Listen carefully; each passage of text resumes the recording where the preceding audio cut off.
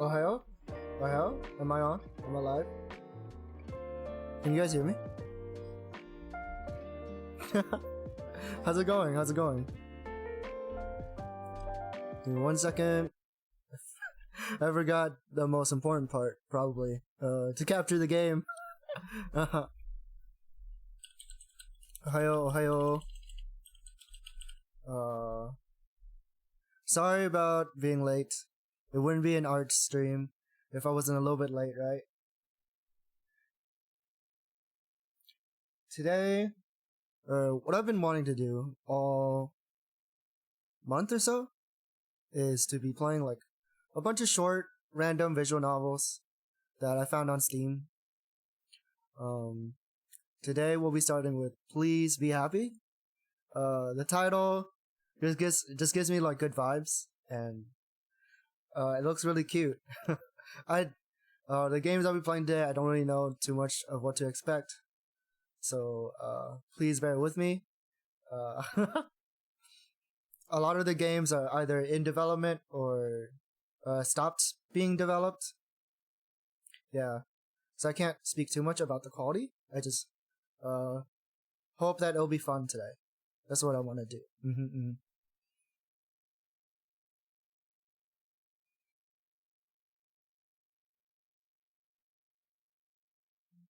Make that a little bit bigger.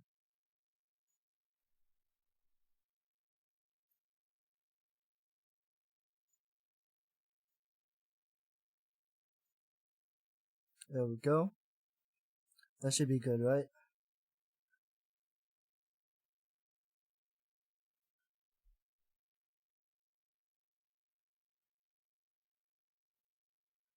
Alright. Please be happy. Any button to start.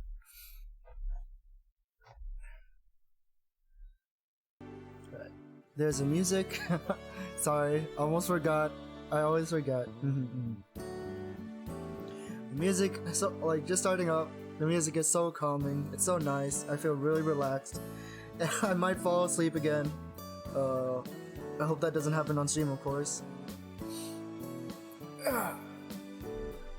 Yeah. Without further ado, first thing you want to do every time you start up a game, you check the options. Let's tweak a couple things. Perfect. It's already in windowed mode, which is what I like. Change transitions, track titles. I like this. I like it when games show you the name of whatever song is playing. I don't think enough games do that. I know Danganronpa does that, which is very nice. Yes.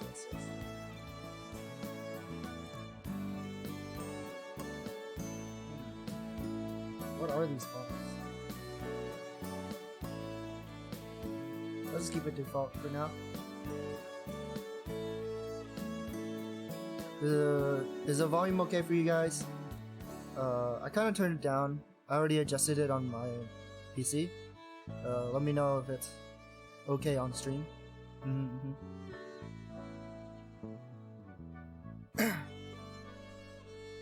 These are all the characters. Tommy. It's morphin' time.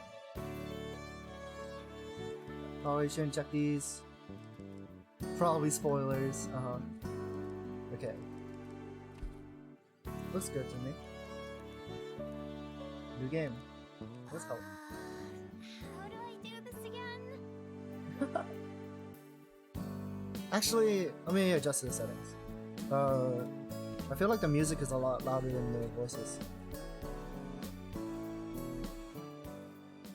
Maybe like this much? Because I could hardly hear her at that time.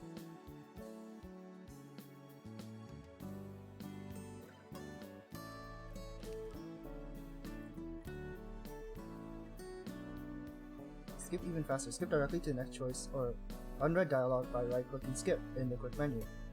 Hide the UI at any time. Hide the UI by pressing H or middle-clicking anywhere on the screen. Take a picture. Ah. pretty nice that they already have like a built-in screenshot button in the game, rather than you doing it yourself. That's very convenient.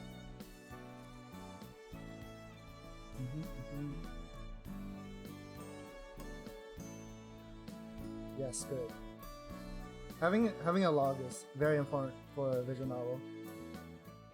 Very underrated feature, because there's a lot of times where I miss dialogue, like when I click too fast, stuff like that. But I should stop stalling. I should stop stalling. The girls look really cute. The art direction is very cute. I'm excited. I wonder what Wellington will be like.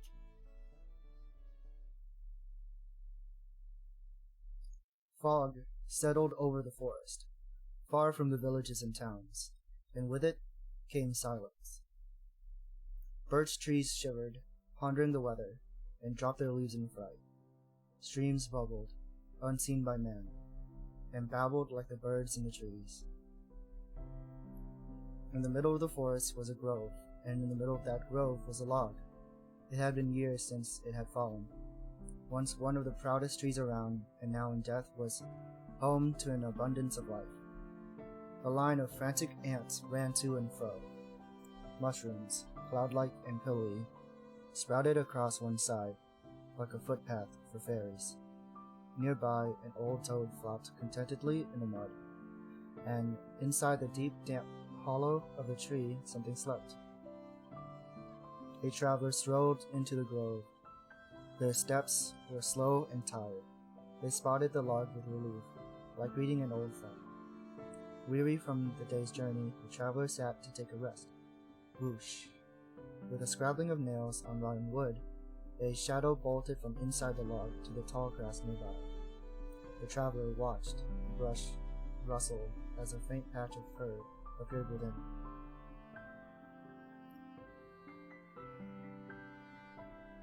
Hello there, friend. I didn't mean to disturb you. They held their hand towards the grass, offering a piece of dried fish. At first there was no reaction, and then first a snout appeared, quivering as it tested the air, then followed the rest of the fox, sleek and tawny, as she took several slow steps forward. Her amber eyes were alight with mistrust, but also with wild curiosity. Also, forgive me if it sounds like I'm shaking or something a little bit. It's really cold today, but I'll do my best. The strangers sat unfazed, their offering still outstretched.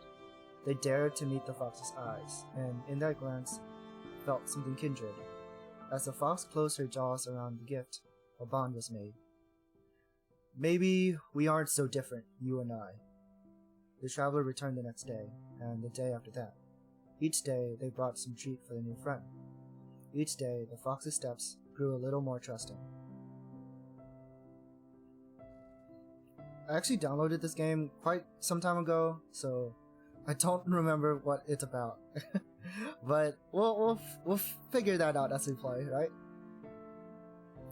One day, when the traveler arrived, the fox was sitting in the clearing, waiting patiently. Whoa. Hello, my friend. Have you been waiting long?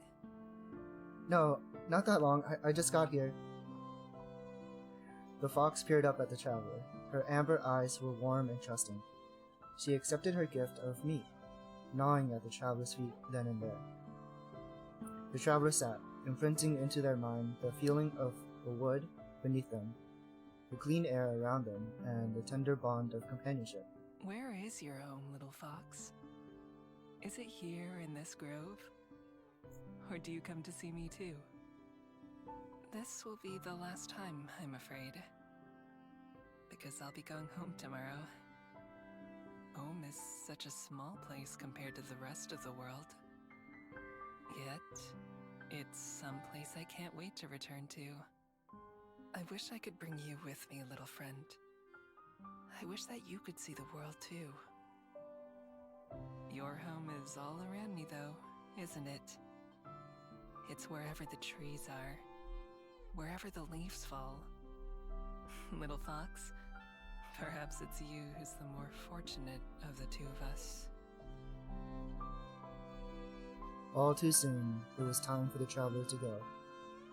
As they bade goodbye to the forest and to the fox, they knew that they would not return, but that they would carry the memories with them always. The next day, the fox was sitting in the clearing, waiting patiently.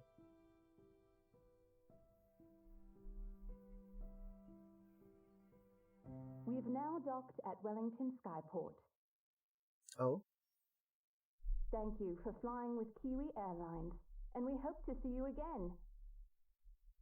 The intercom's announcement is muffled in the closet where I'm hiding, just like the clatter of the seatbelts and the clattering of passengers getting ready to disembark. I wiggle around impatiently, sore from crouching in here for... I don't even know how long it's been. Hours for sure. The last few minutes always feel like they take the longest.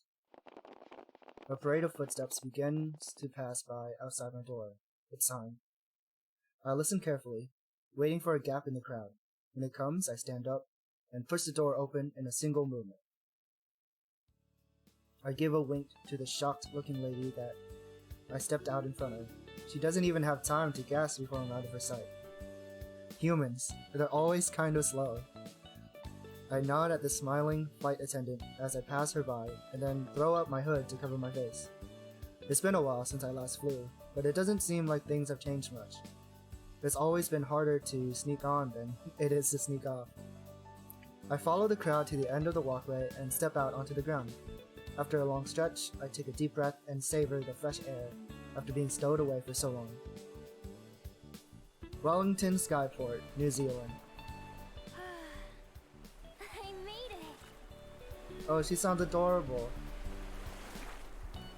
Isn't anyone gonna get suspicious of her ears? My breathless voice joins the pleasant hum of the skyport. A few clouds drift lazily overhead, almost within arm's reach. The sound of the waves rolling onto the shore is like a lullaby. It makes me want to burrow into the sand and take a nap. But I can't. First, I need to get out of here, and there's one more challenge ahead. Whoa, what is that language? Up ahead, the snaking line of passengers splits as people are funneled into a few security stations. I was wondering why she had those ears? Yeah. I guess she's like, you know, a fox girl, right? I'm too far back to hear what the guards are saying. It looks like they're examining a little booklet from each traveler before letting them pass. Humans share like processes and procedures. I definitely don't have a booklet like that. Glancing around, I hope to find another way out. An open door would work, or even an unguarded exit. I'm pretty sneaky when I need to be. Unfortunately, it looks like the only way to leave is through security. Without any other option, I join one of the lines and prepare myself. I'll have to do this the old-fashioned way. The line moves briskly as passengers are cleared one after another, and I'm almost at the front of the queue before I know it. As a passenger in front of me appears a booth, approaches a booth. I listen closely. Good afternoon. Passport, please. Oh boy, these accents. Right here. It's good to be home. It's good to be home. I'm sure. Welcome back. I'm assuming Miho is our protagonist. She's very cute. I really like the fashion that she's got going on. That accessory is a pretty big tell, I feel like.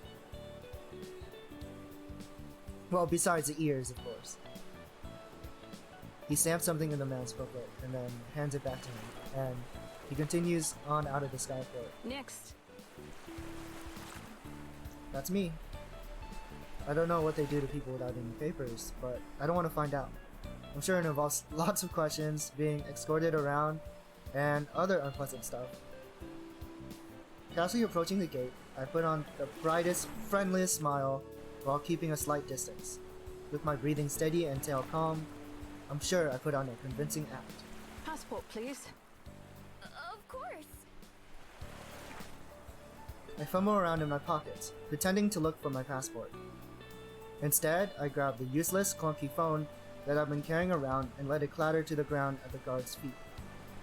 As expected, He bends down to retrieve it for me, Oh, let me get that for you. and I make a run for it, bolting ahead and rushing past the security booths as quickly as I can. Hey, you wait. Stop! Oh boy, we're already committing crimes. By the time they realize what's happened, I already have a few seconds head start. My inhuman speed, combined with the mental chaos of the skyport, should also buy me a bit of time. Still, I've got to get them off my tail.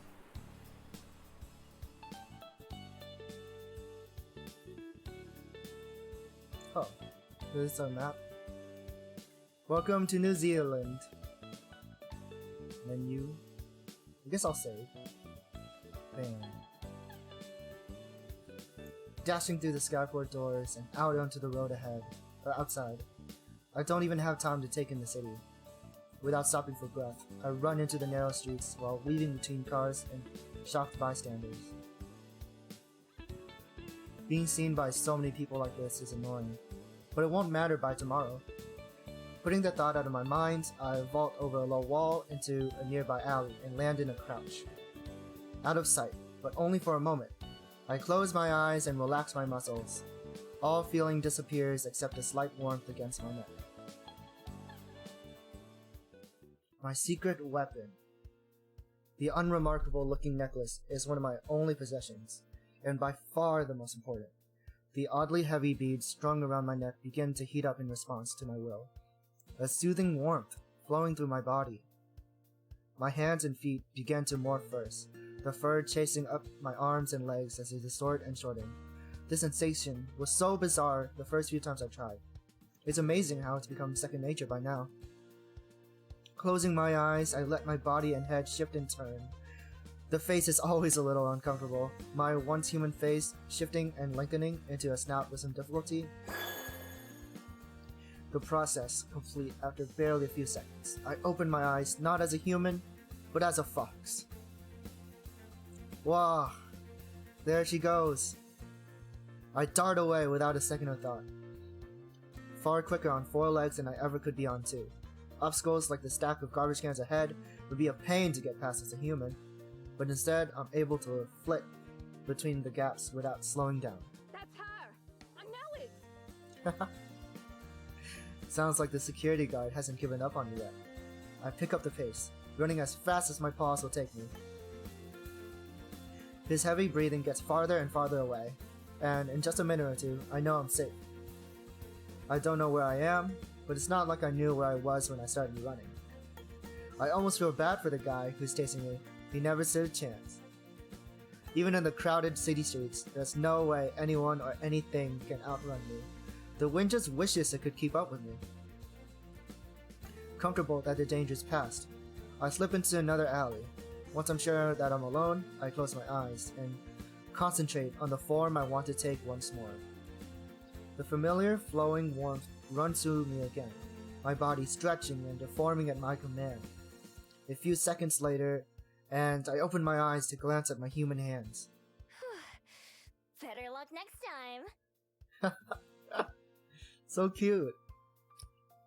Brushing the dust off my jacket and hands, I nonchalantly stroll out of the alleyway and back into the street. The odd person walks by on this errand or another, not paying any attention to me, just the way I like it. Left, right, past turn, left.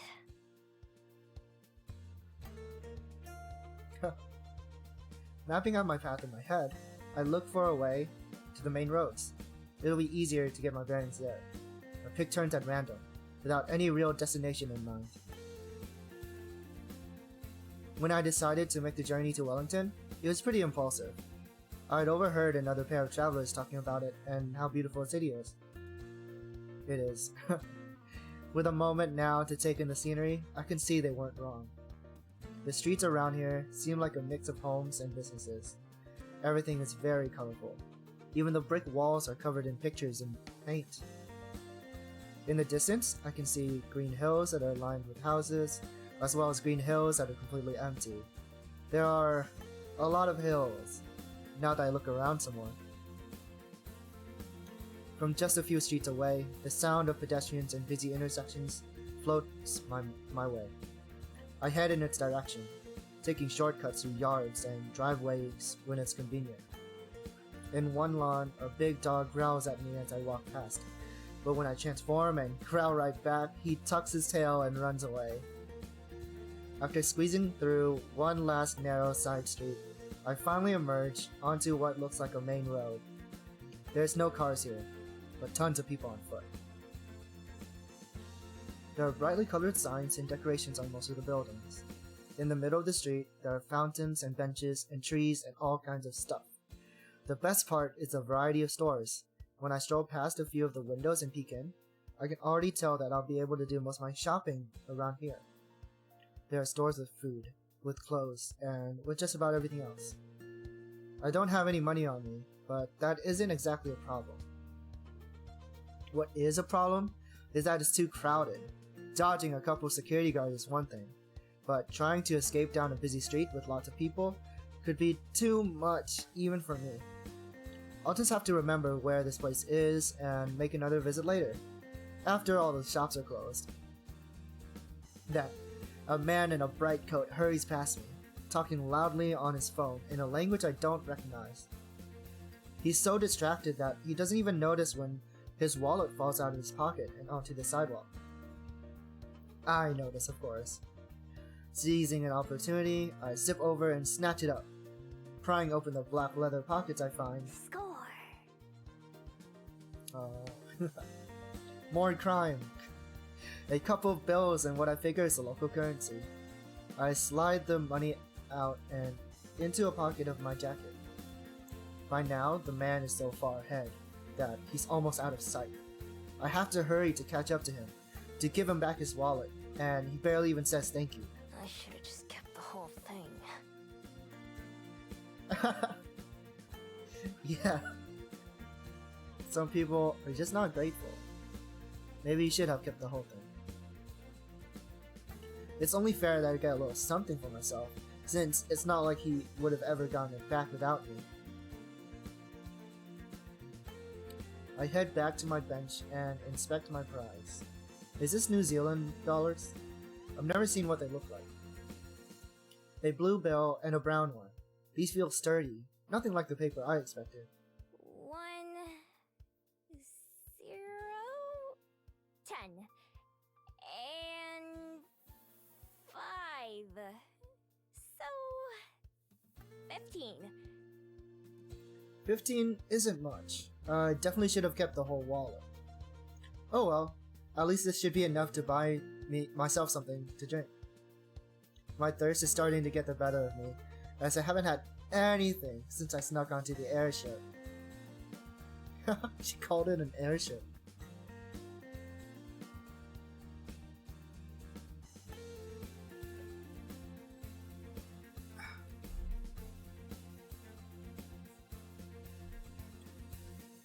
Following my nose, I walk down the busy street until I find one of the many cafes lining the path.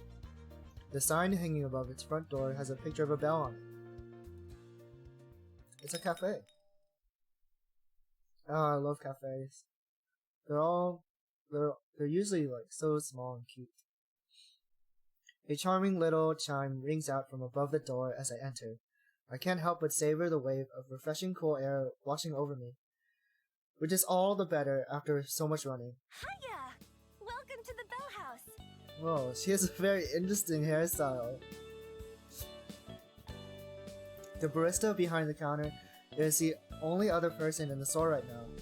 As I nod in greeting, she leans forward with a cup in one hand and a pen in the other. What can I get you? We're having a special on affogatos if you want to try one. Oh my god, I want an affogato. It's been so long. Usually, they're like $7, but today, they're only 5. Let's go. We came on a pretty good day then. I'd like a...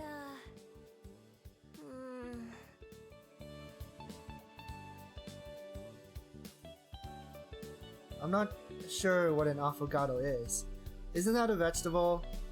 Not wanting to commit to the strange sounding drink, I look at the menu instead. Unfortunately, it's full of handwritten, spindly letters. I can't read a single word, and there are no helpful pictures. Safe option it is.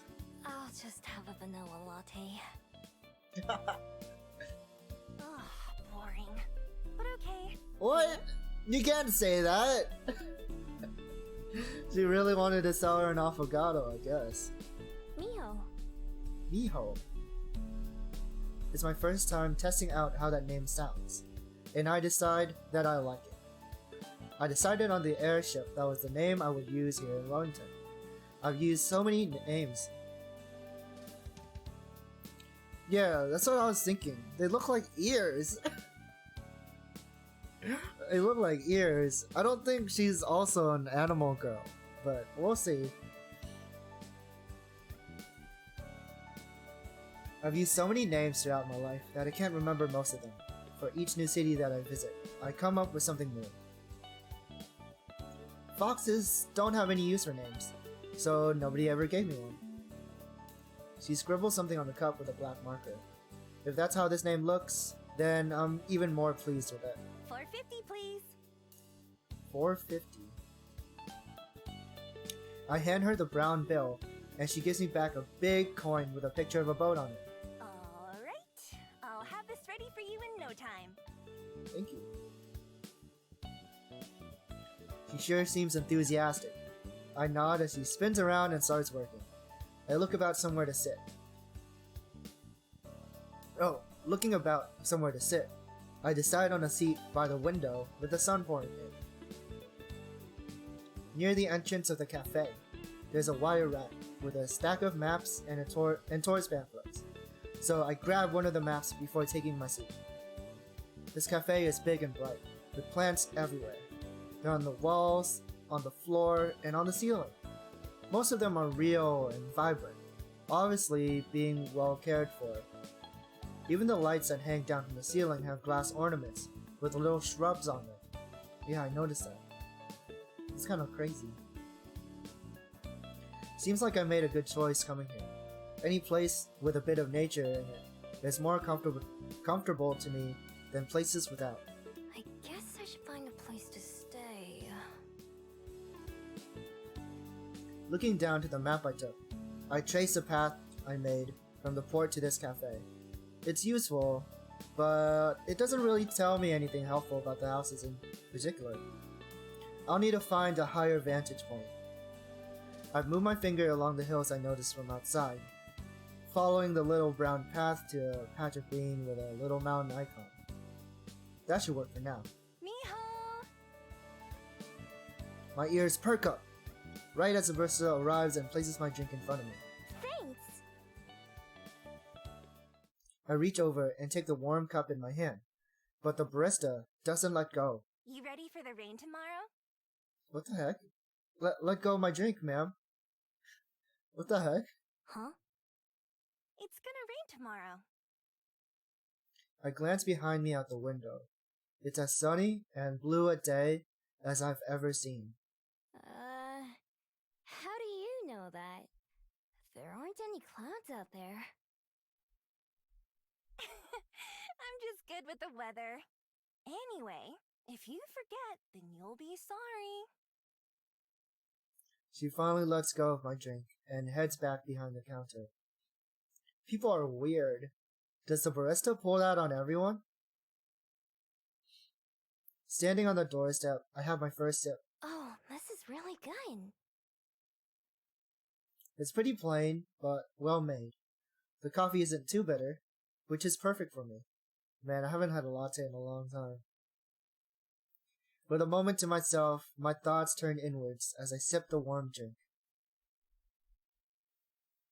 My first travels were in search of someone, but despite my whole life being spent trying, I haven't made any progress in finding them, so I've taken to simply wandering, going wherever I wish at the time. I'd been itching for a change of scenery anyway, so I snuck onto the first airship that I could. The best part about owning nothing but the clothes on my back is that I can pick up and leave whenever I feel like it. I take a moment to get my bearings and look around. I see a tired-looking person shuffling along the far footpath with a briefcase in their hand. They stop outside one of the buildings, take a deep breath, and pat their face a couple times, then go inside. Is this guy going for a job interview? They must not be looking forward to whatever's going to happen in there. Maybe they have to fight someone. Though the large glass windows of another store. Oh, maybe this is supposed to be through? Through the large glass windows of another store, a fawn is trying on a pair of shoes, but they don't seem to fit her hooves. The people waiting with her look annoyed. I wonder if she fusses around with her footwear a lot. For a while, I simply let the day roll by and watch the various figures who stroll by. People watching is fun, especially in such a busy city. Eventually, I go to sip my coffee, only to find nothing coming out. But no more reason to stick around, it's time to go. On the sunless street, I look about to match what I can see with the map's directions. There's a tall green mountain in the distance ahead of me, which must be the one on the map. It'll be the perfect vantage point for the city. Ideally, I'll find an empty building I can crash in, but it's not necessary. A roof over my head would be nice, but I'm plenty used to sleeping outside under the stars. Sometimes, it's better than sleeping in a bed. Encouraged by the plan forming in my head, I set off on the long walk to the summit. Next stop. The path to the mountain turns out to be less simple than the path made it to look. First, a trail takes me along the waterfront, and then it turns upwards through a small forested area. Being among the trees and their tall shadows makes me feel at home. When the path leaves the woods again, I'm a little disappointed. It leads up a paved road, so I stick to the edge to avoid passing cars. Sometimes I take shortcuts through yards or up unmarked paths. There are quite a few nice-looking homes right along the roadside. I make a mental note to go check them out when I'm low on money or food. Not much further along, a concrete lookout offers another glimpse of the city below. A couple airships are coming in to dock at the skyport, probably from one of the other floating islands. There's still a ways to go to the top of the mountain, but luckily the walk has been easy so far. I wouldn't even consider it a hike.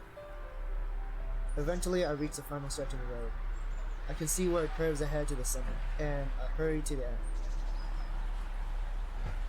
A metal railing spreads out like a crown on top of the mountain.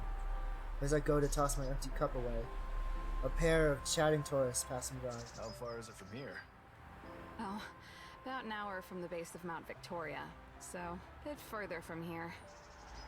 Mount Victoria.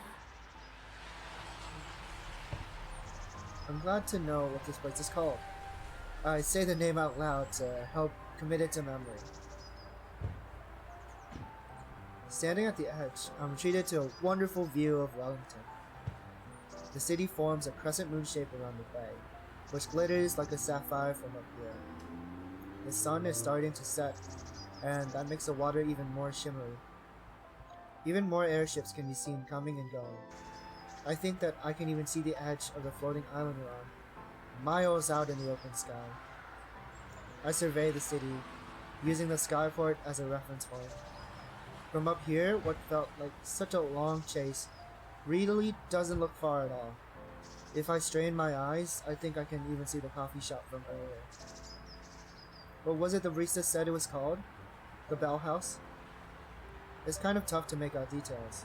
My hearing and sense of smell may be great, but my eyes aren't that much better than humans. Then I notice something useful. Look! Is that our house? Probably. What can you see from here? I see Dad's car! Not too far away, there is a little kid who's using a pair of metal tubes attached to a post. His mom is helping him aim it at the city. It must be something that improves her vision. The moment the kid and his mom leave, I hurry over before someone else can get to them first. When I press my eyes to the same spot that the child did though, all I can see is black. I tried moving it around, but it doesn't change.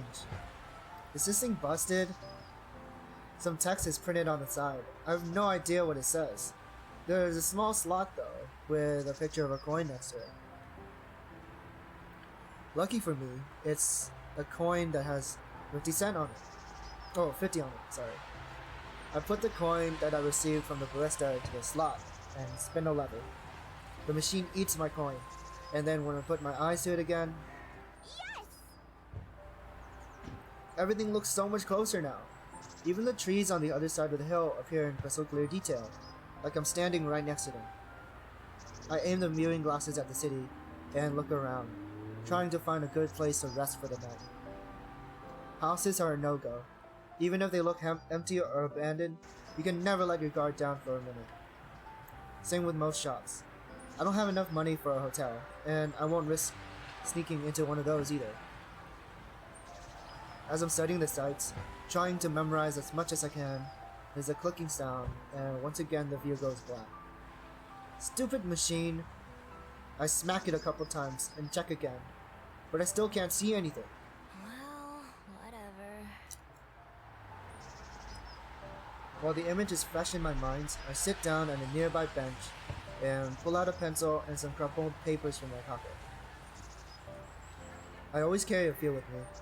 I sort through them until I find one that's still blank. Using my knee as a table, I sketch out the view before me, the trees, the curve of the bay, the buildings far below. You never know what information will be useful later. I add more detail to my drawings of the bigger, more important buildings. Others are just represented with simple rough squares. The view is pretty, that's for sure. It didn't really help much though. Once I'm confident I've jotted down everything I need to, I carefully fold the paper and put it back in my pocket. Looks like I'm sleeping outside tonight. Guess this place is as good as any. I head back down the trail a little bit. I veer off of it into the underbrush.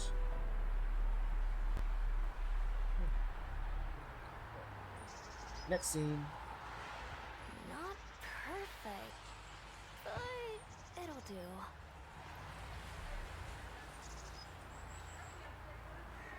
It's not exactly the wilderness, but just about everything here seems cityfied to some extent. Usually when I make a dent, I prefer to find a place far from other people. Who's this homeless person who's wearing designer clothes with a pearl necklace? I don't know. She's a fox girl. And the pearl necklace is what she uses to transform.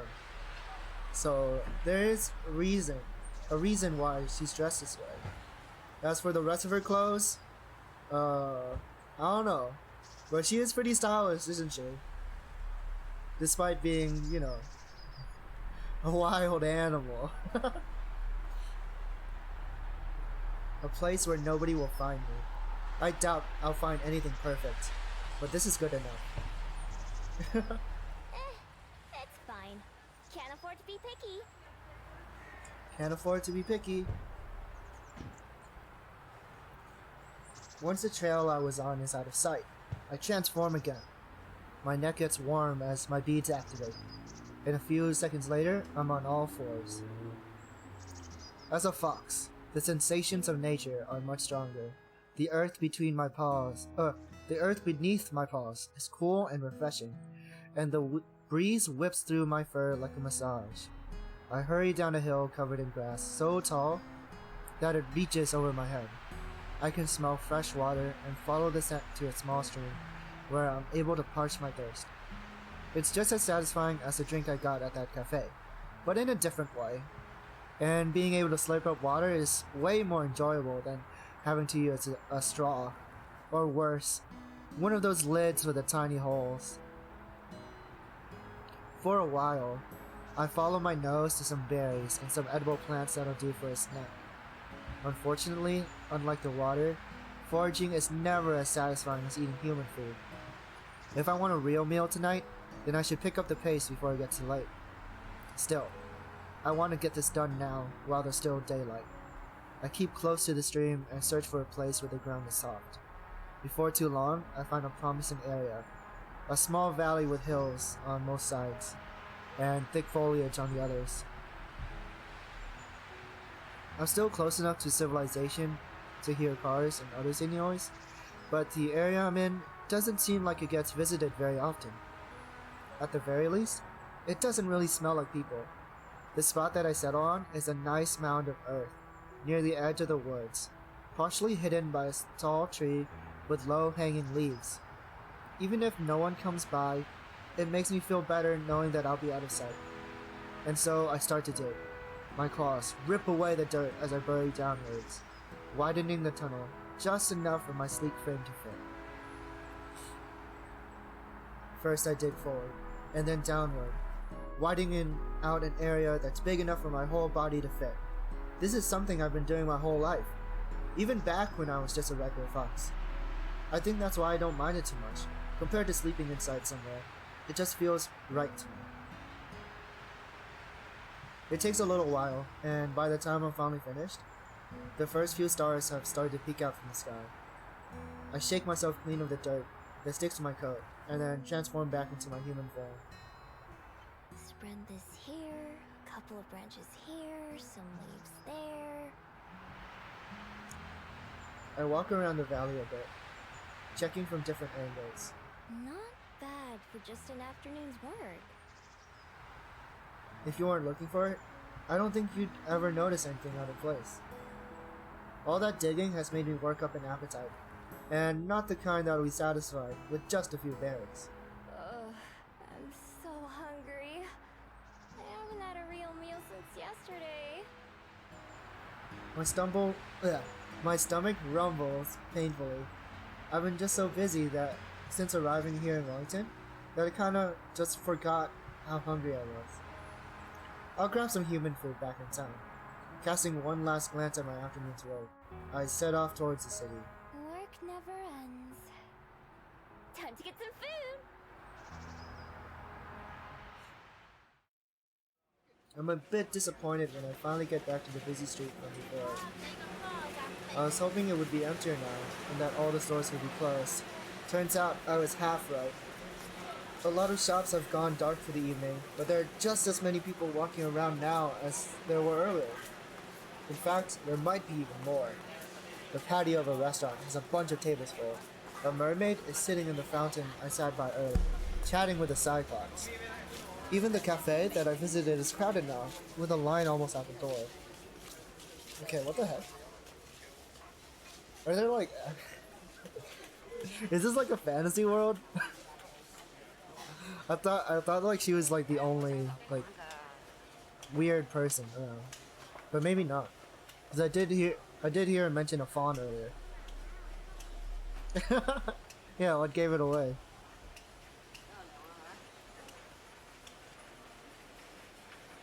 After pacing up and down the road for a while, I sit down and try to figure out what to do next. I'm not too worried about what would happen if I got caught stealing. I'd just escape, obviously. And even if they somehow managed to catch me, it wouldn't be an issue for very long. See, there's something different about me that makes me extra good at being a thief. It's not just the skills I practiced over years, like picking locks and sneaking around.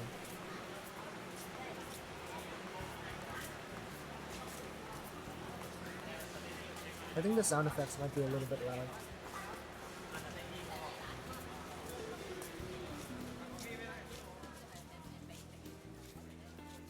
There we go. No, it's a bit more special than that. Without fail, every person I meet forgets about me the next day. I don't know why, but I really don't care either. It's magic. That's all I know about it. Really useful magic.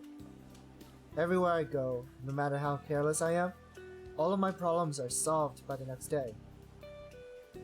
That's kind of a sad existence, don't you think? Just being forgotten every day. I don't know. That doesn't mean there's no danger. I've been caught in the act before, and beaten or harassed before I can manage to get away. I've even lost a few prizes that I stole fair and square, because I had to get going in a hurry. But if someone sees me but isn't able to stop me, I know that I'll be home free. Sure, they might remember having something stolen, but they'll never know who did it. That almost makes things too easy. Right now, it would be smarter to just come back even later, in the dead of night, and hope that there are no people around. I'd be able to take my time browsing without having to worry about making a quick escape. Where's the fun in that though? I walk casually up and down the street, glancing into windows without being too obvious about it. Some stores still have customers inside, others have locked their doors and shut off the lights. Most of the restaurants are still open, and are only making me hungrier. Stealing from restaurants is a bit too much, even for me, though. I've tried it before, but the cluttered kitchens, as well as all the tables and chairs, make it hard to get around. Plus, I've learned the hard way that there are plenty of hot or sharp things for angry cooks to throw at you as you try to make your way out. Instead, packaged and pre-made foods are my best friends. Things that I can grab multiples of at once and stuff into my pockets. If I'm really lucky, I'll find a place with refrigerated sandwiches or salads, or sometimes perfectly good hot food that gets thrown out. You wouldn't believe the kind of stuff that's available if you don't mind sifting through the trash a little bit. It's not perfect, of course, but a hot meal is a hot meal, and I know plenty of foxes who've eaten much worse. Target spotted. It's perfect. A small convenience store. Snacks lined up behind the front window.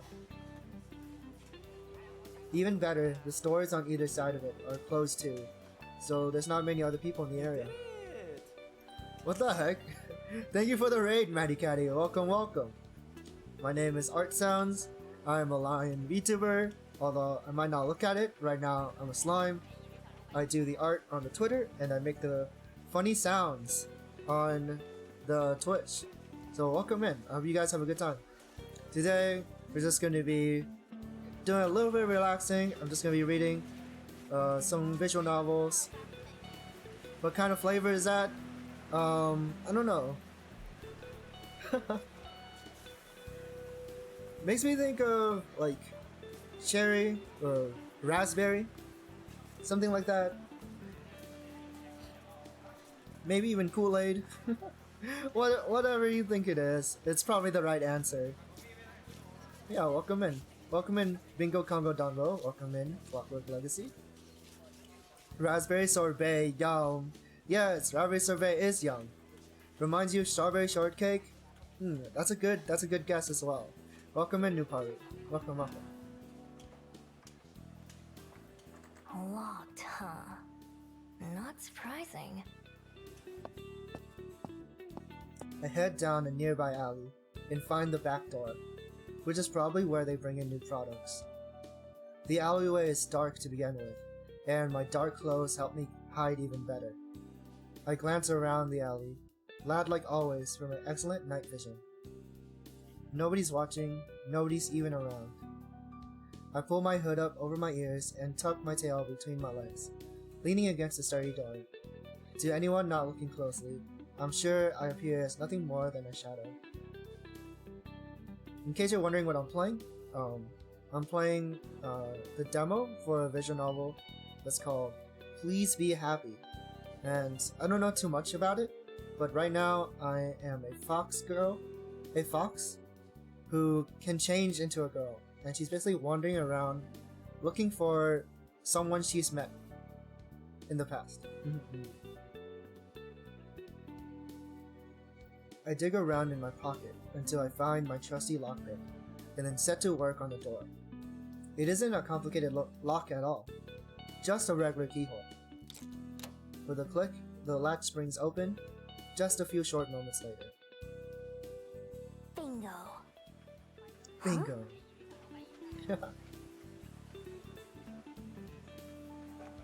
I try to tug the door towards me, but there's a chain on the inside that keeps it from opening very wide. There's no way a human could fit through the gap, but it'd be very easy for a fox. You guys are over there doing a Divinity Original Sin collab, right? Not Lost Ark? Oh, Love. Did you change at the last second? I could have sworn earlier when I checked you guys were playing Divinity Original Sin. Well, either way, I hope you guys had fun over there. First, I slink away for a bit, idling on the nearby street like a regular pedestrian. I wait to see if anyone shows up, just in case I triggered a silent security system. After about 10 minutes, I decide it's safe. I transform under the cover of darkness in the alley and slip into the building before transforming back. The shop isn't very big, and the receiving area is just a small hallway with a few boxes of soda and candy bars on the floor. I grab a couple of my favorites and shove them into my pockets. When I creep into the main area, I make sure to stay low to the ground, trying to avoid being seen from outside. I'm not exactly hidden, but as long as I don't stand up, I shouldn't attract anyone's attention. I move fast, cramming as much into my coat as I can. Cookies, protein bars, popcorn, I'm not very picky. When my coat starts to feel pretty heavy, I grab a plastic bag from behind the counter and transfer some of my loot into there. I also take a few bottles of water and sports drinks from the coolers. Just as I'm about to leave, I spot a few of those coveted plastic wrapped sandwiches that I was thinking about earlier. Jackpot! I fill my bag with sandwiches until it's almost overflowing, and then I head back out the way I came in. In total, I was in and out in under 5 minutes, and I've got enough supplies to last me several days. When I step into the alley, I glance around in both directions, making sure no one saw me emerge from the store.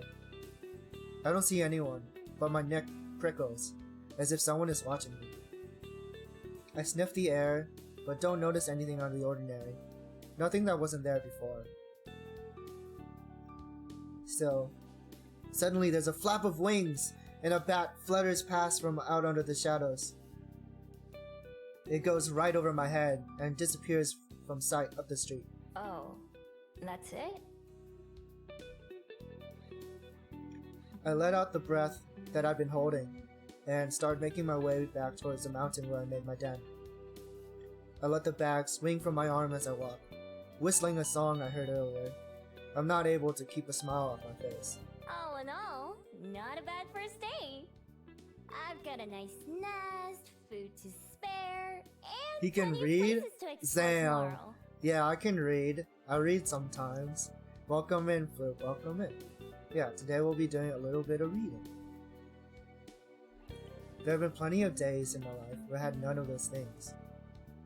I unwrap one of the sandwiches that I grabbed and take a big bite. I can't. I'm sorry to hear that. But maybe if you watch my streams, you'll be able to learn how to read just like I can. No, I'm just kidding. Nothing beats the taste of hard work. Yeah, I have a shower redeem. Yeah, I've had it for quite some time. Have you taken a shower today? Someday, yeah, someday.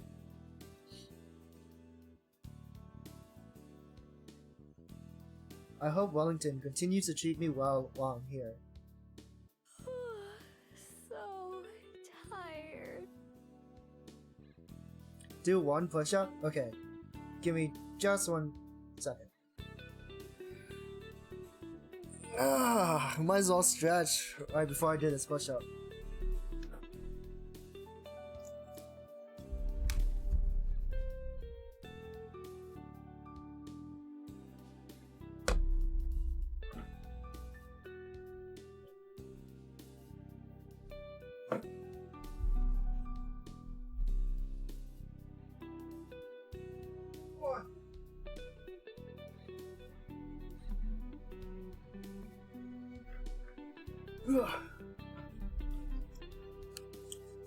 Thank you so much for the one push-up redeem.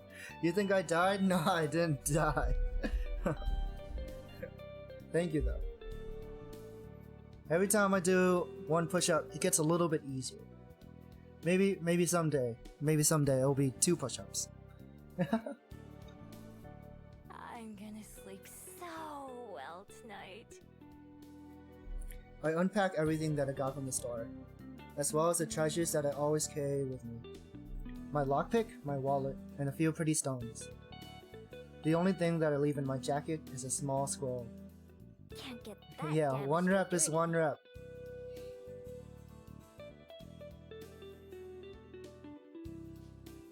can't slack on your reps. Always keep trying harder and do a little bit more every day. That's what I think. Brush my teeth? Alright. Give me 1 second, I'll be right back. I gotta go brush my teeth as redeemed. It's probably a good time. If you haven't like stretched or had any water, please go do that as well. I know some of you guys came from another stream, came from a raid. You probably need your rest. Please go do that. And if you're still around by the time I come back, I hope you took plenty of time to get that rest in. Yeah, definitely if you've been sitting the whole time, get up and stretch.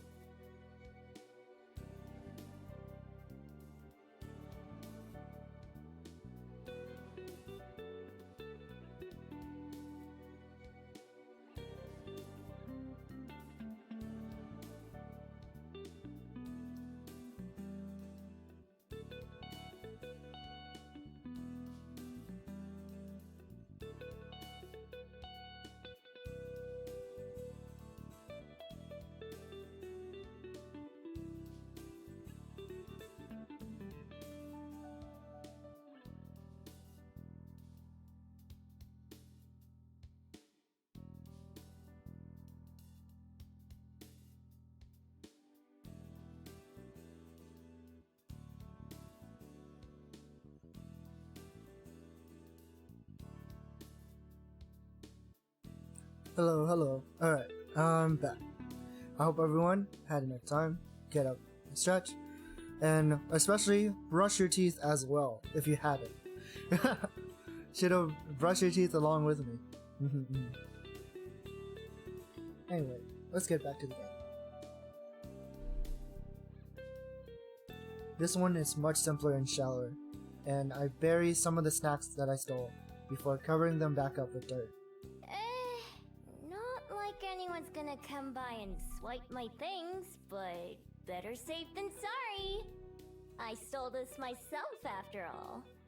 Don't want it being stolen from me. Stuff like my pen and my favorite rock go into the burrow with me, since I like having them close by. Once I've got everything where it belongs, I climb into the hole myself, turning a few circles before settling down with my tail wrapped around me. From here, I have a perfect view of the stars. I look up at the clear night sky through the mouth of the tunnel. I feel bad for all the people way down on the underworld. Can they even see the stars from there? I've never been to the underworld, so I have no idea. I can't imagine falling asleep without them. Comfortable and safe, I close my eyes and quickly slip off to dreamland. I wake up to trouble, or at least a threat.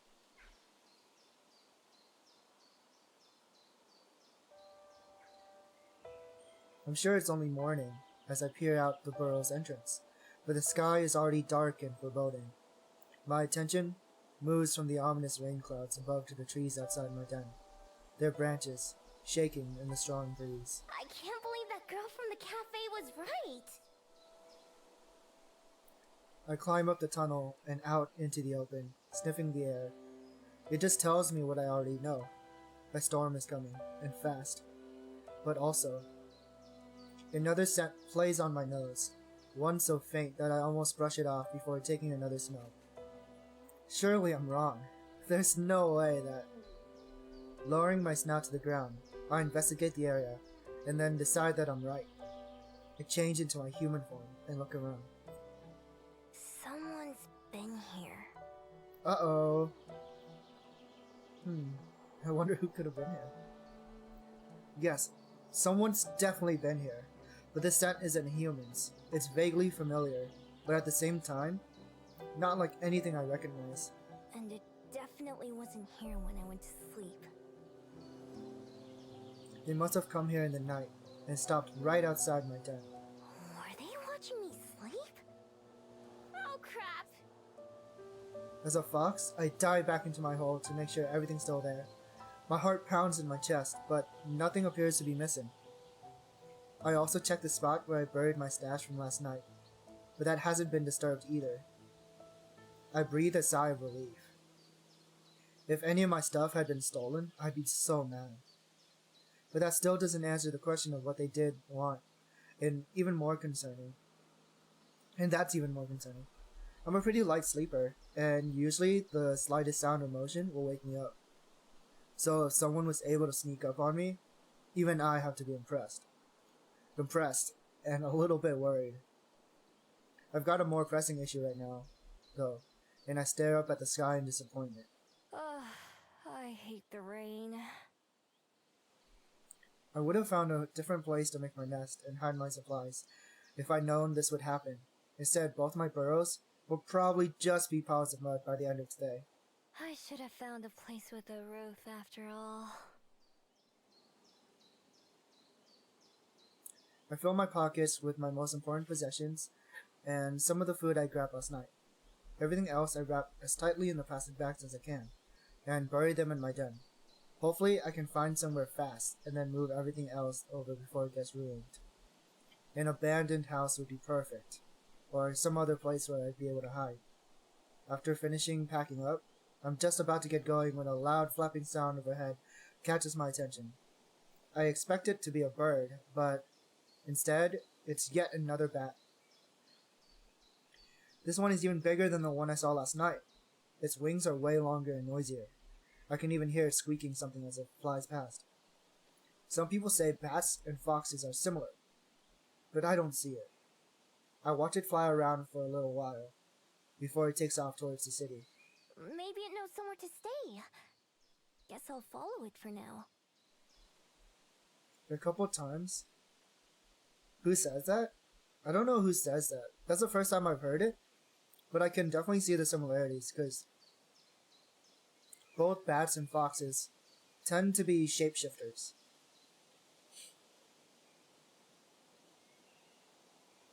Flats are just flying rats? Yeah, I've heard that. I've heard that comparison as well. A couple times it disappears between the trees or just too far ahead, but I always manage to catch back up. Eventually we're out of the woods and back into civilization, where a car whizzes right past me. There's a sidewalk here, and other people walking around. Most of them look up to the sky nervously, though, and everyone seems to be in a hurry. Guess I'm not the only one looking to get away from the rain. The more people seem to be going in the direction I was headed than anywhere else, so I stick to that. By now, my winged guide is almost out of sight again. Just a little black speck in the sky, flying into the distance. Farther up this road, there's a slope that leads to a big, fancy-looking building.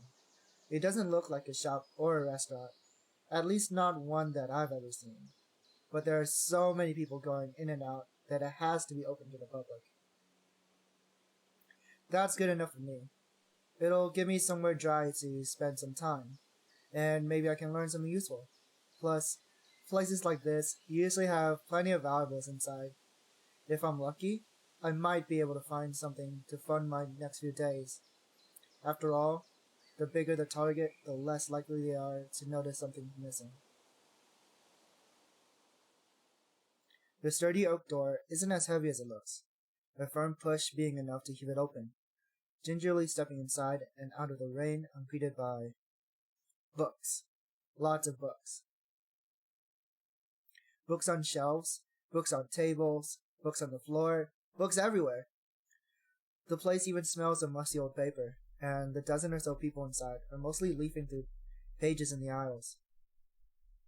The odd silence about the building is striking, given how many are around. It doesn't look like a shop, so I assume this must be a library. I've heard of them, but I've never been in one. No point, since I can't read and all. But it's warm and cozy and very dry, so it'll do just fine. There's a desk near the entrance with a computer on it that I assume would be where I check in. It's unattended, which is good for me. I take a seat in an empty chair nearby and sit back just to observe for a bit. There are plenty of people, but it's not too busy. Lots of empty, unwashed spaces. Most people seem to be here alone, or in small groups that keep to themselves. There's not much conversation going on, and what there is all whispered. Nobody gives me a second glance, which is a good sign. It means I'm probably not breaking any rules just by being here. Behind the desk, there's a hallway leading deeper into the building, and I peek around the corner to see what's back there. All I can see are some shut doors, and at the very back a staircase. Oh, cute. After glancing around to make sure no one's watching, I sneak down the hall and try a couple of the doors. All of them are locked. I could probably pick them if I wanted to. No sense trying to do that now though. Is there anything more valuable around? An antique clock or vase would be perfect. Sadly, it's almost all books. Books and small trinkets that look pretty worthless. Not even worth the trouble of stealing. At least it's got a roof. I do spot a couple promising items, like a set of old coins, and memorize their locations. I wander back to the main area where I came in. Outside, it hasn't started raining yet, but it's only a matter of time. The wind is loud and gusty, and even opening the door is enough to make me shiver. If nothing else, I could probably wait out the rain here. But my poor abandoned snacks back at the den. What a waste. Can't do anything about it now, though. I should keep looking around. I move slowly through the area, never going beyond what seems to be the public area. I pretend to inspect a few books, taking them off the shelves and flipping through the pages, but I'm actually mapping out the place in my head. Doors, windows, and potential places to hide, things like that. Most of the time, this kind of info is unnecessary. It's been at least a few decades since I've had to make a dramatic escape from anywhere. At this point, plotting an escape route is just a habit. Overall, I like what I'm seeing. Even with the locked doors and off-limit hallways, there's a lot of nooks and crannies that would make good hiding spots. Especially as a fox. From the thick dust that coats a lot of these areas, I can tell they don't get a whole lot of visitors. If I'm careful, I might be able to go a whole week or more without being noticed. As long as I can get in and out of the building easily, that is. And with the huge windows that line the back wall, that seems easy enough too.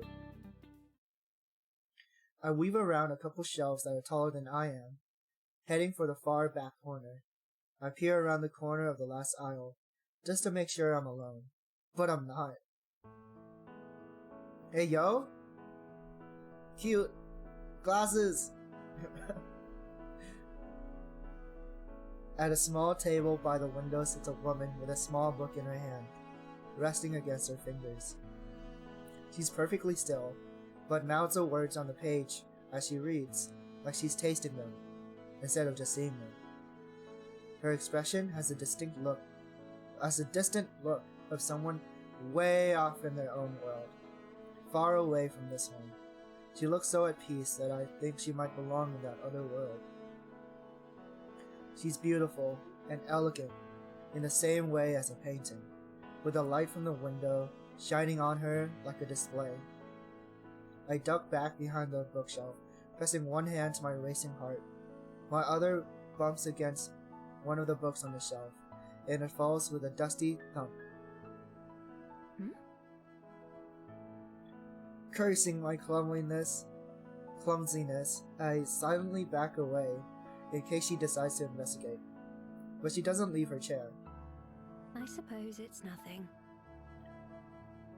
She turns and gazes out the open window. At what? I don't know. A moment later, she returns to her book and leaves this world again. I stay hidden, my face still burning a little bit. Yes, I think this will be the perfect place to spend some time. Suddenly, there's a much louder boom than the one I caused, as thunder rumbles outside. A few people around the library start to startle at the sound and look around. Sighing, the girl in the chair pulls a window beside her closed, and the first drops of rain falling not a minute later. I'll investigate the windows later. Right now, I don't want to bother her, so I head back to one of the plush chairs on the other side of the library and take a seat. I could be here a while, depending on how long the rain lasts, so I might as well get comfy. I find a few books that have more pictures and words and curl up in one of the soft chairs to flip through them. There aren't as many as those ones, and I go through the stack pretty fast. It takes long enough for the rain to start though. The longer I read, the louder the pounding of the rain and the howling of the wind become. Guess it's not letting up anytime soon. I can't complain though. This library is pretty cozy by my usual standards. It's warm and safe, and nobody tells me to go away. I even have snacks. More than once, I get up and walk around the library again, even though I've got most of it memorized by now. I take note of things like a child's stuffed toy that's lying on the floor in one section, or the thin blanket that's stuffed between a bookshelf and the wall. On my third or fourth trip around, I finally find something I've been looking for. In one of the far corners, totally opposite from where I saw the reading girl earlier, there's a single chair and a small table. On the wall nearby is a portrait. The painting itself is of a girl with light brown hair, but I barely pay any attention to that. What I'm interested in is the frame. It's lovely. It looks like it might be made out of gold. It certainly shines like it. It's carved intricately into the shape of waves, flowing up and down. It's gotta be worth something. I pretend to not pay much attention to it as I make my way back to my table. There are too many other people around for me to be able to try to sneak it out. It's too big to fit under my jacket without being obvious. He's trying to steal a painting. That just means I'll have to come back some other time, maybe once this place is closed. The hours pass by and the storm continues. I'm kind of disappointed about losing a whole day, especially so soon after arriving. But it's not like I'm in any sort of hurry. I pat one of my pockets, feeling the familiar and reassuring weight of the paper scroll that's tucked away there. That scroll is the only thing close to a purpose that I have, and it's not particularly urgent, or at least I don't have any way to deal with it faster. I spend a long time reading. It's almost afternoon when I go and check my windows again. But the rough weather outside continues. At this rate, I'll be sleeping in a pile of mud tonight. Unless... A quick check shows that a lot of the other library patrons have left. It's not empty, but it's not nearly as full as earlier. Guess some of them decided it was worth braving the rain. Looking as nonchalant as I can, I get up from my seat and pretend to browse again, slowly moving through the shelves. The reading girl is gone now, although she's not what I was looking for. Instead, I pick up the drop toy and blanket that I spotted earlier, and then head to one of the out-of-the-way hiding spots I picked out before. It's on the floor, between a shelf and the wall. It has a bit of carpet to help make it softer. Even better, it's between two corner shelves, meaning that it's practically out of sight if you're not looking for it. I wriggle my way between the furniture and lie down, using the toy as a blanket and draping the toy as a pillow and draping the blanket over me. I toss and turn a few times before settling down. Yep, not bad at all. Even though I haven't done much today, I'm always down to take a nap. I can pass a few hours by sleeping, wake up once it's dark, and then grab that picture frame and be on my way. I'll have to rebuild my den once I get back, but that's a problem for future me. I yawn, staring up at the ceiling until my eyes get heavy. Maybe today won't be a total waste after all.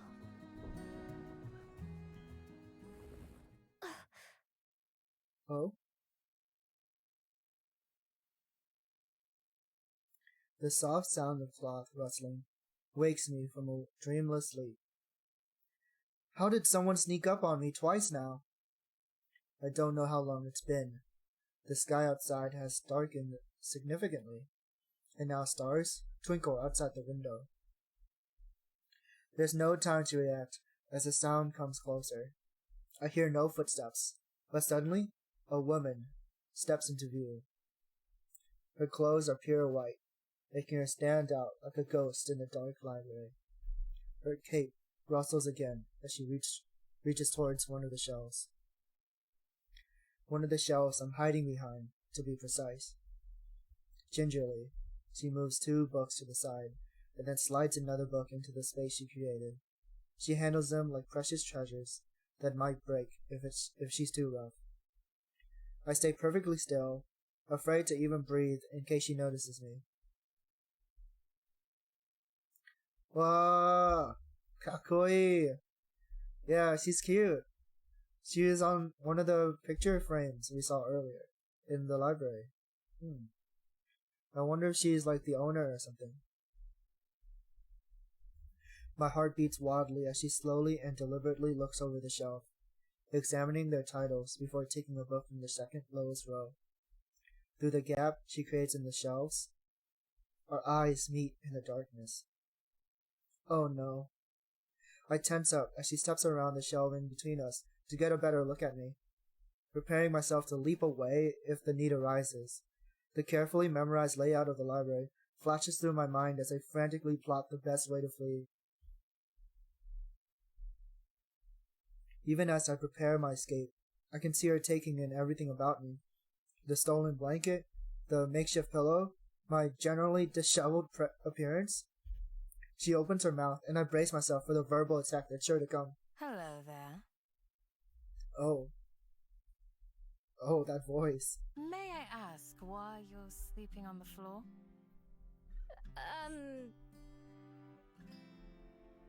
It doesn't matter what I say. Just distract her enough to get away. I don't have anywhere else to sleep. I thought so. I'm a hobo. Oh no, she's offering me my hand. Oh no, she's hot. She leans down and offers me a hand. I look at it warily.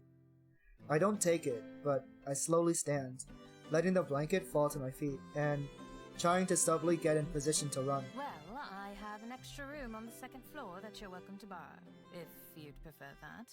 Oh my gosh, she's like a prince. Otherwise, you're more than welcome to remain here, on the ground. I apologize for waking you. Wow. With a smile, the oddly calm woman steps away and busies herself organizing another row of books. She probably expects me to let my guard down and take her offer. I'm just a stranger, someone who broke into her library. There's no reason for her to treat me kindly. My years of experience, and there are plenty of those, tell me it's a trap. Thanks, but no thanks. I'll just be going actually. Sorry to bother you like this.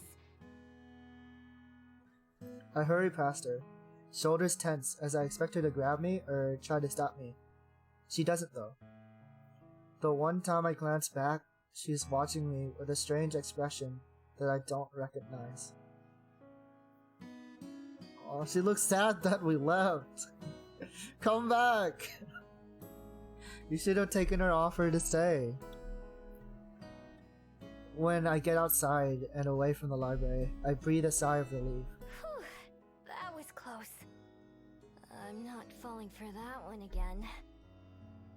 The last time I let someone feel sorry for me and accepted a place to stay, I woke up to them trying to empty my wallet. I may be a thief, but at least I do it honestly. I wouldn't try to trick someone like that. That wasn't the first time someone tried to fool me and take advantage of me either. Still, it's a shame to lose such a nice hiding place. Maybe I'll give it a couple of days for that woman to forget about me, and then try again. If she wasn't lying about there being an empty room on the second floor, then maybe I could sneak into there. Tonight though, I'm on my own. Shivering, I wrap my coat and tail tightly around myself as I think about what to do next. The rain has stopped, although it's still cold and cloudy. My stomach grumbles, since I haven't eaten anything other than snacks all day. I may as well get it over with and go check on the status of my den. Well, it could be worse. It's not as bad as I expected, which is a pleasant surprise. What's a little mine? It'll be just fine. I swap to my fox form to prod around. The entrance has caved in a little, but after I scoop that out, I find that the rest of the tunnels and main room are relatively intact. Cold as hell, but intact. Seems the trees protected the den from a lot of the rain. It takes me a while to find the spot where I buried my stash, and since the stick I used to mark the spot got washed away. Eventually, I locate it though, and start digging. The cold mud makes my paws dirty and sore, and little flecks cover my fur. After I finally reach the soggy plastic bags, I shake myself clean before opening them as a human. Some water has seeped through, and I open the spoiled items before tossing them away. I'm not too picky, but I have plenty of other snacks to choose from. Eat up, birdies! Eat up, birdies! A few of them swoop down to inspect the offering.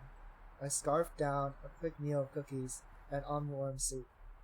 along with some cold water from the stream. At least the water is satisfying.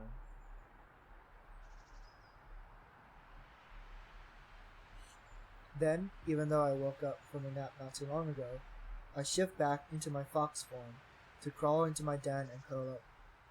Yo, we reading? Yeah, we're reading today, Godfish. Welcome in, welcome in. Yeah, Artso Dance. Thank you for the redeem. I should probably make that cheaper. Give me 1 second.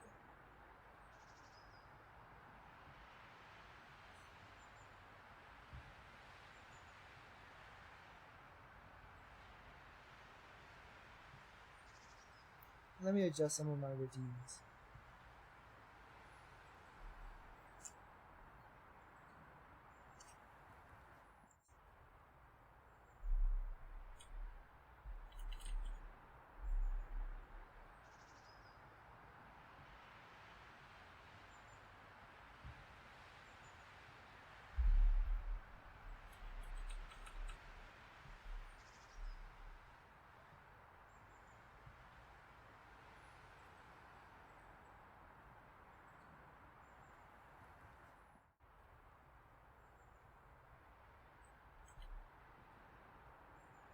Alright, I think that looks good.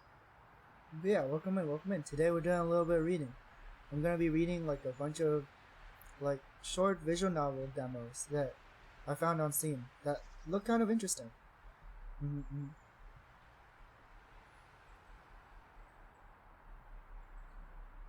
Then, even though I just woke up from a nap not too long ago, I shift back into my fox form to crawl into my den and curl up.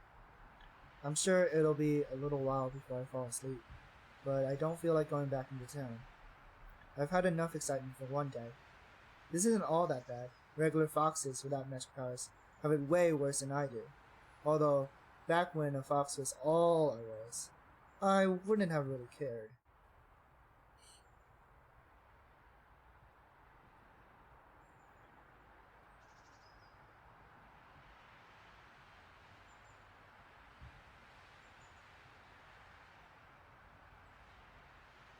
Hold on.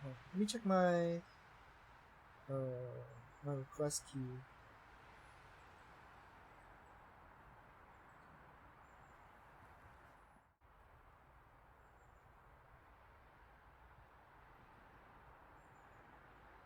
Yeah, I always forget, and I let these like pile up. There we go.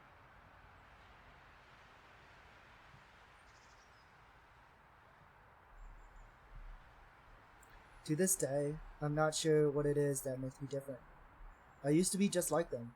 No desire to go beyond the force or anything. And then one day, I became whatever I am now. All I had was my necklace, a small scroll that I can't read, and the memory of the person who had given it to me. They were so kind to me, that stranger in the forest. They just wished me well, even though I was just an ordinary fox. Somehow, that didn't seem to matter to them. I never even knew their name, just their face and their voice. But I know that I'll recognize them when I see them again. It's just a matter of finding them. So since then, I've been looking and surviving. Looking for them is what keeps me going. It's enough to live for. If I wasn't, I don't know what else I'd be doing. I guess I'd just be surviving. But if that was the only thing, I think I'd rather have just stayed a fox. Standing outside my den in human form, I take stock of how things stand. The sun is thankfully out this morning, but everything remains damp, from the ground to the muggy air itself. The chill on the breeze is the worst, making me shiver every time it hits me. The Bell House was pleasant when I visited a couple days ago, so I decided to head down towards the main street and get a coffee there, while working out my next moves. Coming to the door of the cafe, I paused and wiped my feet on the mat outside. The human fascination with surrounding themselves in concrete makes a little more sense as I work the mud off my feet. With that, I finally head inside, only to stop in my tracks as the door shuts behind me. Standing behind the counter is the same girl who I saw reading in the library yesterday, talking with the customer as she takes her order. That gentle aura about her is unmistakable. The person in front of me finishes their order and I step up to the counter. What are the odds? What are the odds that that girl we saw yesterday will be here? Good morning. Welcome to the Bell House. What can I make for you today? Oh, hi. I'll have... A vanilla latte? No, that's boring. What do you recommend? I want to try something new. Wow. I'm glad you asked. I was just thinking that you look like the sort of person who would enjoy one of our Fairy Kiss Chillers. Fairy Kiss Chillers? What are those? It's one of our signature drinks, with a vanilla gelato base and Gelato a mint base. chocolate chip swirl. Whoa. That sounds really good. I was planning to get something warm, but that does sound pretty good. Okay. Give me one of those then. Perfect. And could I get your name, please? It's Miho. She scribbles something onto a cup and finishes it with a big flourish. I'll have that right out for you. Thanks. I pay and then go take the same seat as before, next to one of the windows. It's pretty empty in here again, so I can sit wherever I want. Before the barista starts making my drink, I spot her writing something else down in a little notebook. She glances my way once or twice while she does, but I pretend not to notice. I wonder what it is. The barista yesterday didn't write anything down. Anyway, I've got more important things on my mind. I mull over the plan which formed as I walked here, becoming increasingly happy with it. Tonight, I've already decided. I'm going to sneak back into the library. Between that picture frame and some of the other trinkets I saw, I should be able to pilfer enough to fund my next few days in Wellington. No! I was hoping you forgot about the Apex challenge.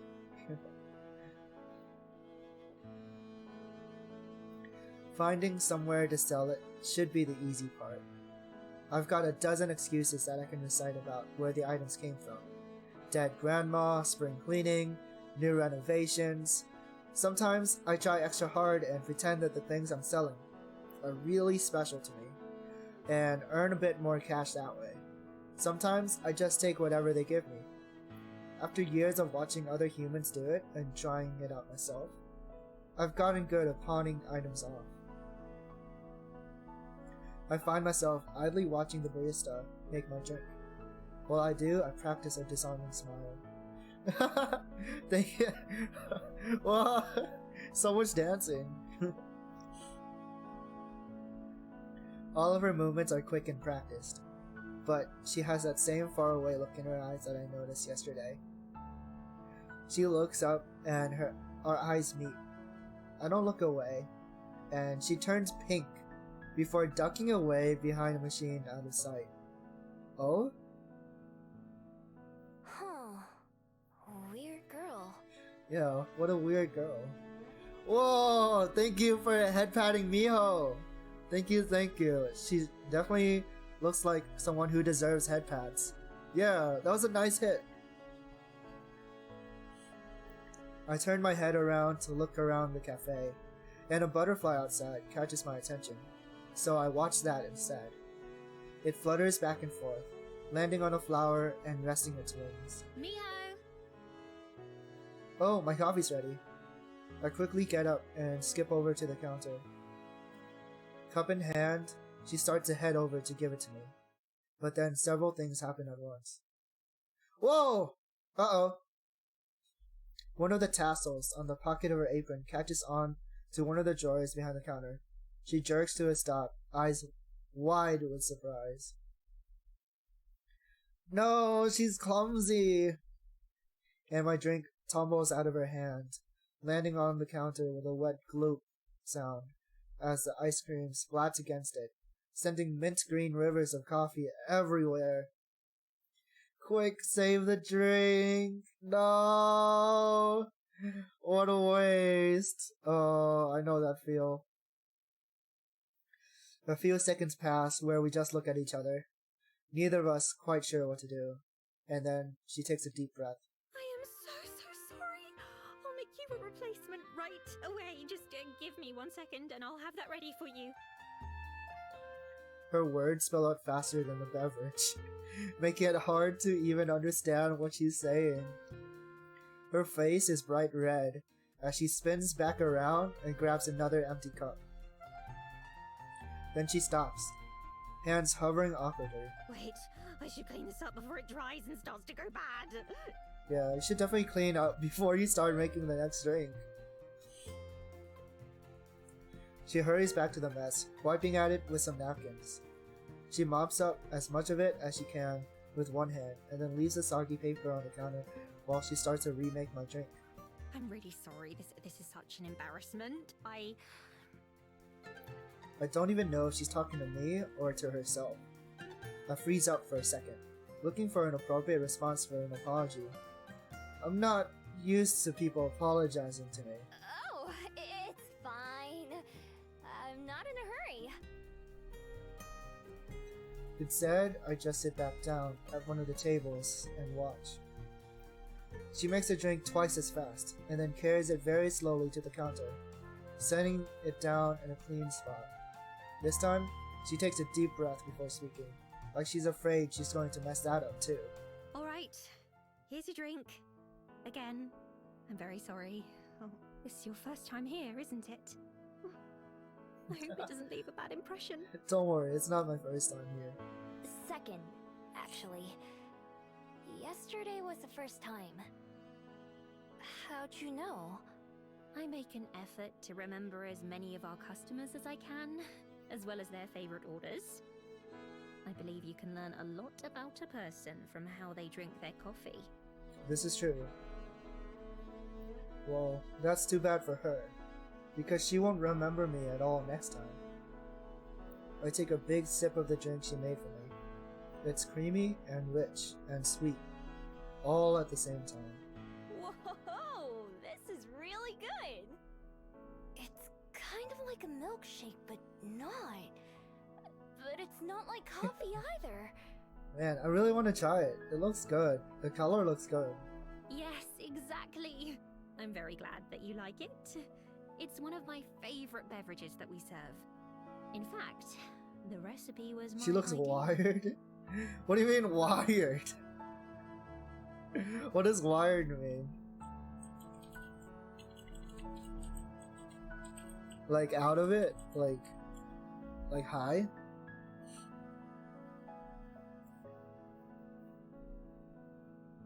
Whoa!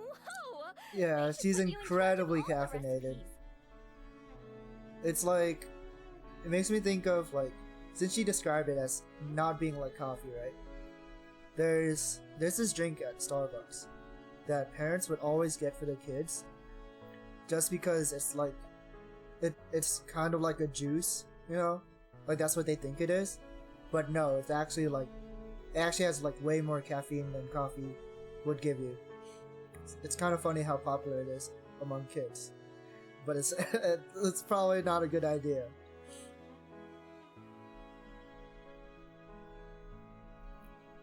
She smiles again. Seems like she's gotten over the crisis of the spilled drink already. Thank you. I'll make you another one of my favorites next time, if you'd like. Next time. Hey, yo. She wants us to come back. Totally. At least I'll know what to order next time, even though I'll have been forgotten.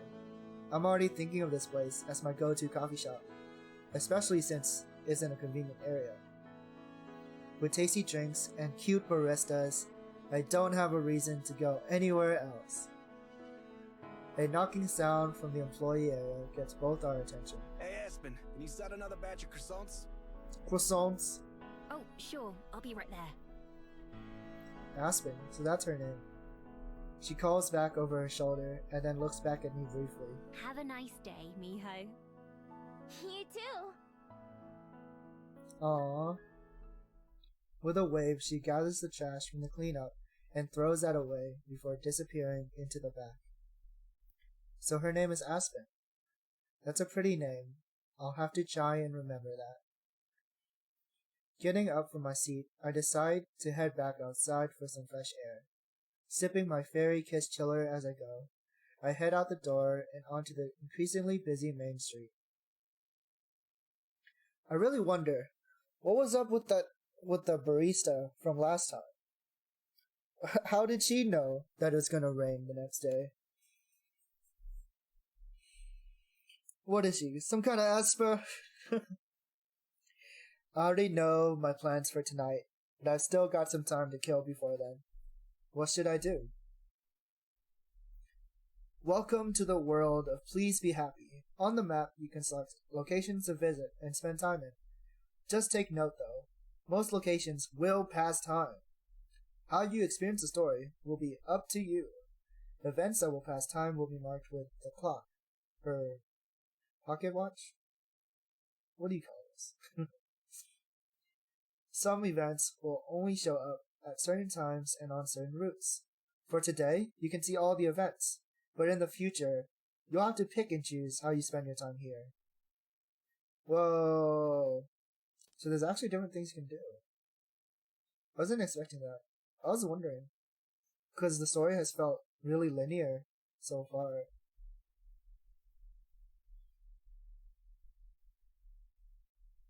Whoa. Kill time until night. Okay. So I can't go to the library yet. I can go to the beach, or I can go to Mount Victoria. Oh. Whoa.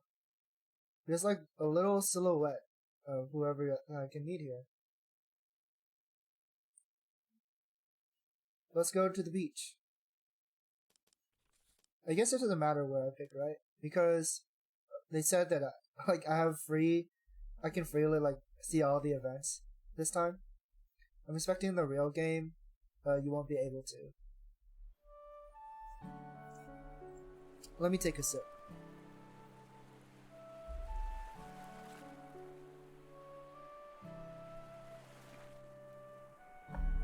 I wish I was incredibly caffeinated.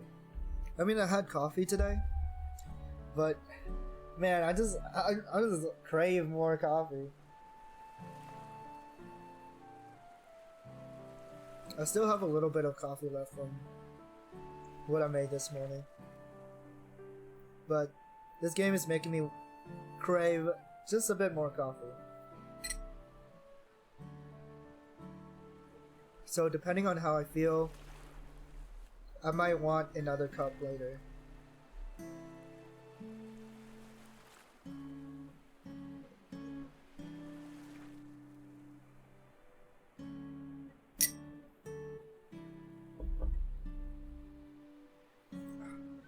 That's enough of that. It's not far from the Bell House to the beach, so I decided to head down there. Passing through the city streets, I recognized some of this area from my first day here, when I was running from the Skyport guard. Whew. Glad that guard chased me in this direction, or I'd have never found the Bell House. And really, that's been the highlight of Wellington so far. When I get down to the beach, I take a moment to enjoy the salty sea air. From this level, it's impossible to tell where the ocean ends and where the open sky begins. I can see the Skyport from where I am, with a few older ships anchored in the harbor close by. Oh, hello. While I'm admiring the view, a worried lady comes up and waves my attention. Hi, Oh, she's I'm tall. looking for my son. He's about this tall and wearing a red sweater. His name's Tommy. Have you seen him? She's a mom. Nope. I haven't seen anyone like that.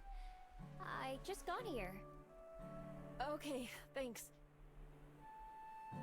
She walks away in a hurry, looking right and left as she goes to ask someone else. Humans sure do have it rough.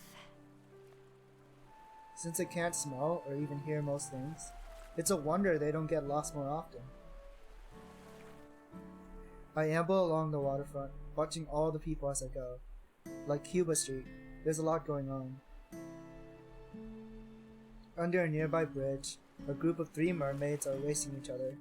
Close to the bridge are a bunch of people fishing, and a stressed-looking guy running back and forth between them.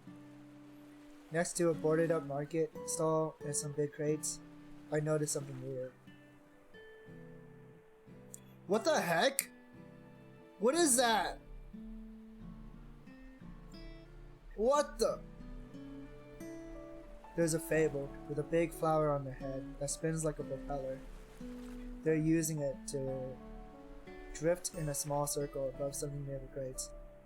It looks like a radish or something. What the heck is it? I have to check it out, of course. Nobody else pays attention. I wander over and take a look. The fabled stops spinning as I approach and gives me a helpless look, but it doesn't say anything. Fabled, huh? On the other side of the crates, out of sight from the path, there's a little boy sitting on the ground with his back to one of the wooden boxes. That must be Tommy. Are you Tommy? The kid jumps, totally surprised. Oops. He scrambles up and looks at me with wide eyes. How'd you know? Your mom's looking for you. She seemed pretty worried. His expression goes from surprise to sullen real quick. I don't care. I don't want to go with her. Why not? Why are you over here instead? 'Cause I'm hiding. Oh. Okay. Okay. He's hiding from his mother? It's a pretty crummy hiding spot. I mean, it's totally open on 3 sides. I don't say that though. Instead, I look up at the fabled, floating overhead. It looks almost as glum as Tommy. Who's that? That's Jerby! Jerby? You mean you can see him? Wait. What? Am I not supposed to be able to see him? What the heck? Is that his stand? I can. Is that weird? Mom and Dad can't see him. They think I'm just making him up. He doesn't talk, but he's real. What the hell? Jerby waves from up high. He kinda gave away your hiding spot. I saw him from the road. Mom can't see him, and that's all that matters. Why are you hiding from her? 'Cause Tommy sits back down and scratches at the dirt with a rock. Guess he doesn't want to talk about it. I'm always happy to end a conversation. Well, good luck. Just leaves the kid. Bye! I start to walk away. I turn 360 degrees and I walk away. He doesn't seem like he's in any danger, and I don't want to get blamed for him hiding in the first place. Hey, wait a minute. I turn around. He's already standing up again. Are you gonna go tell her where I am? Before I can answer, his eyes get huge again. Tommy, there you are. Uh-oh. I have to turn around again. This time, it's a woman from before. She's already flying past me over to Tommy. Are you okay? What were you doing? Don't you ever run off like that again. Oh, I'm just glad you're safe though. Her voice goes up and down between relieved and angry. She has Tommy in a tight hug, but he's just staring forward grumpily. Jerby is flying in distress circles again. Finally, the lady turns to me. You found him, right? Thank you so much. I was so worried. No problem. I didn't really do anything. I did find him, but so did she. Guess she's not thinking about it too much. Come on, Tommy, let's go home. We'll talk about this there. No, I'm not going. That's not home. Oh boy. My ears flinch as he yells. He stamps his foot on the ground to make us point. Tommy, sweetie. Home is where it's you, me, and Dad! Not that apartment! That's still your home, too. But this, it's like your second home now. No, it isn't! Not without you, it's not! Aww. have to get Tommy, who is already sniffling, can't keep from breaking down and crying as he throws his arm around his mom and hugs her back. I don't want you to go! I get the impression that I should probably leave. Normally I'm happy to be nosy and listen in on things, but right now it seems kind of awkward. Neither of the humans notice me leave, but Jerby the Fable sadly waves goodbye as I head out. I wonder what makes him stick around. I've never seen a fabled like him before, not being able to be seen by certain people. Sure sounds useful though. I don't have to go far before the sounds of Tommy and his mom are talking are drowned out by the noise of the waterfront. I easily fit into the crowd of people milling about. Being able to live a life that no one notices is close enough to being invisible. I'm pretty lucky that I don't ever have to have those kinds of tearful conversations or panic about someone missing. No, being part of the crowd is just perfect for me. I stand at the concrete and admire the ocean until I've had my fill, and then I start wandering again.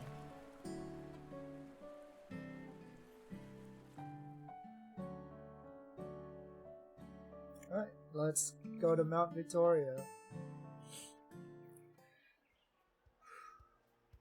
I have plenty of time to kill, and also plenty of restless energy. I decide to go for a walk up Mount Victoria, just to give myself something to do. I take the long way up this time, instead of taking a bunch of shortcuts like usual. It winds through neighborhoods and then back out again, with only the occasional car passing by on the street. Compared to some of the other cities I've been in lately, the air here is a lot cleaner, and the smell of nature shines through.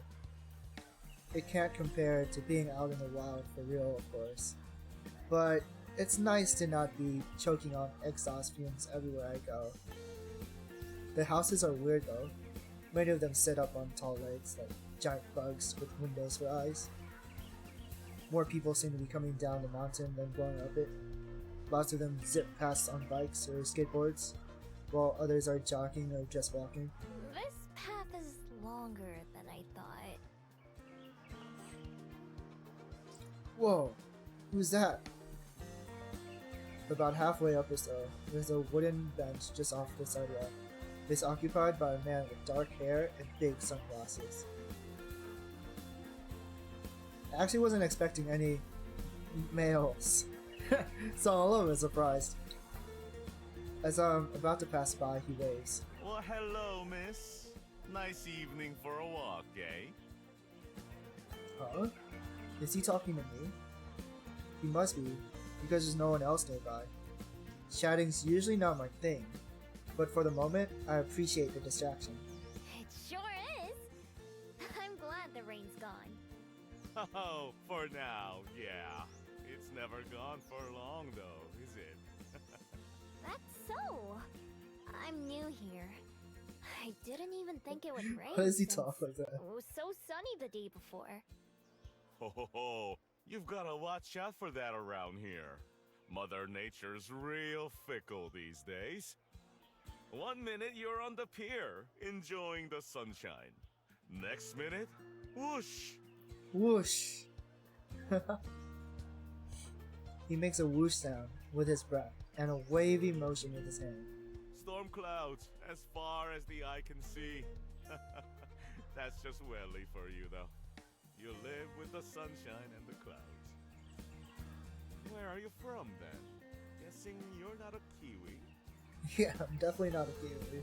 Nah, I'm a fox, not a bird.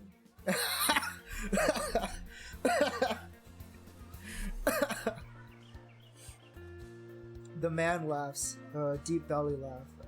Like usual, I'm not sure what I said was funny. Not like that. Although those little guys are cute. A Kiwi is a word for us New Zealanders in general. So it's a bird, A fruit, and people. You've got it. All three are delightful. It's a good way to put it. Welcome to Wellington.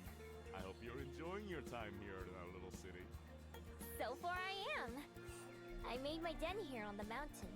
I've gotten coffee a few times, and I went to the library. I conveniently leave out my plans for the next time I'm in the library. Where are the hobbits? The hobbits are all in Isengard, of course. Well, I can't say that's the usual tourist experience, but I'm happy to hear that it's working out for you. Staying long? Probably.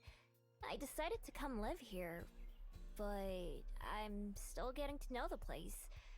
So, maybe I'll change my mind. A true free spirit, eh? I felt the same way when I first got here, long time ago. Didn't think I'd settle down for life, but here I am now. Lived more years here than everywhere else in my life. It can't be that long. You don't look very old for a human. No? Well, that's my ego boost for the day. You don't look very old for a fox either, but I imagine you've got a good head start on me. That's true. I don't really keep track or think about it, though. He laughs again. Can't say I blame you there. I think 100 years, give or take a little on either side, is enough for me. 100 years? And I'm only halfway there, so Oh, I've okay. got Okay. plenty more. Okay, so he's 50. He's 50. I was like, whoa! Whoa! Whoa! He stands up, but has to do it slowly. And sometimes I'm reminded of how many I've got under my belt already. Thank you for the chat, miss. I better get back to the water now and make sure young Min hasn't fallen into the ocean already. What? Is that your son? It's been a real pleasure talking with you, though. I hope you'll give our fair town a shot. He just Thanks. he just It was doxed nice his talking to child you, too. or something. But he didn't give us his name. What was your name? Come back. And I mean that for once. He waves goodbye as he heads down some stone steps, and I keep heading upwards. I've never really thought about my age compared to humans. Humans don't matter to my lifestyle. I wasn't lying when I said I don't know how old I am. It's never been important. Places, relationships, memories, they just tie people down. I want to be everywhere. Zam! He's 50? Zam! When I reach the top of the mountain, I take a deep breath of crisp air. Wind blows my hair in every direction, and I can't keep it out of my face. The wind is wild and goes where it wants. It doesn't answer to anyone. That's how I've lived my life too. A free spirit. That's what the man called me, and I like the sound of that. I see the smudges of a few people down by the beach and on the pier. Is one of them the man I just met? There's no way to know. From up here, they're just tiny little blimps, impossible to tell apart from each other. Once I've had my fill of the view, it's time to get on the way again. I turn my back on the people and start making my way down once more. Alright, it's time. Time for the sneaking mission.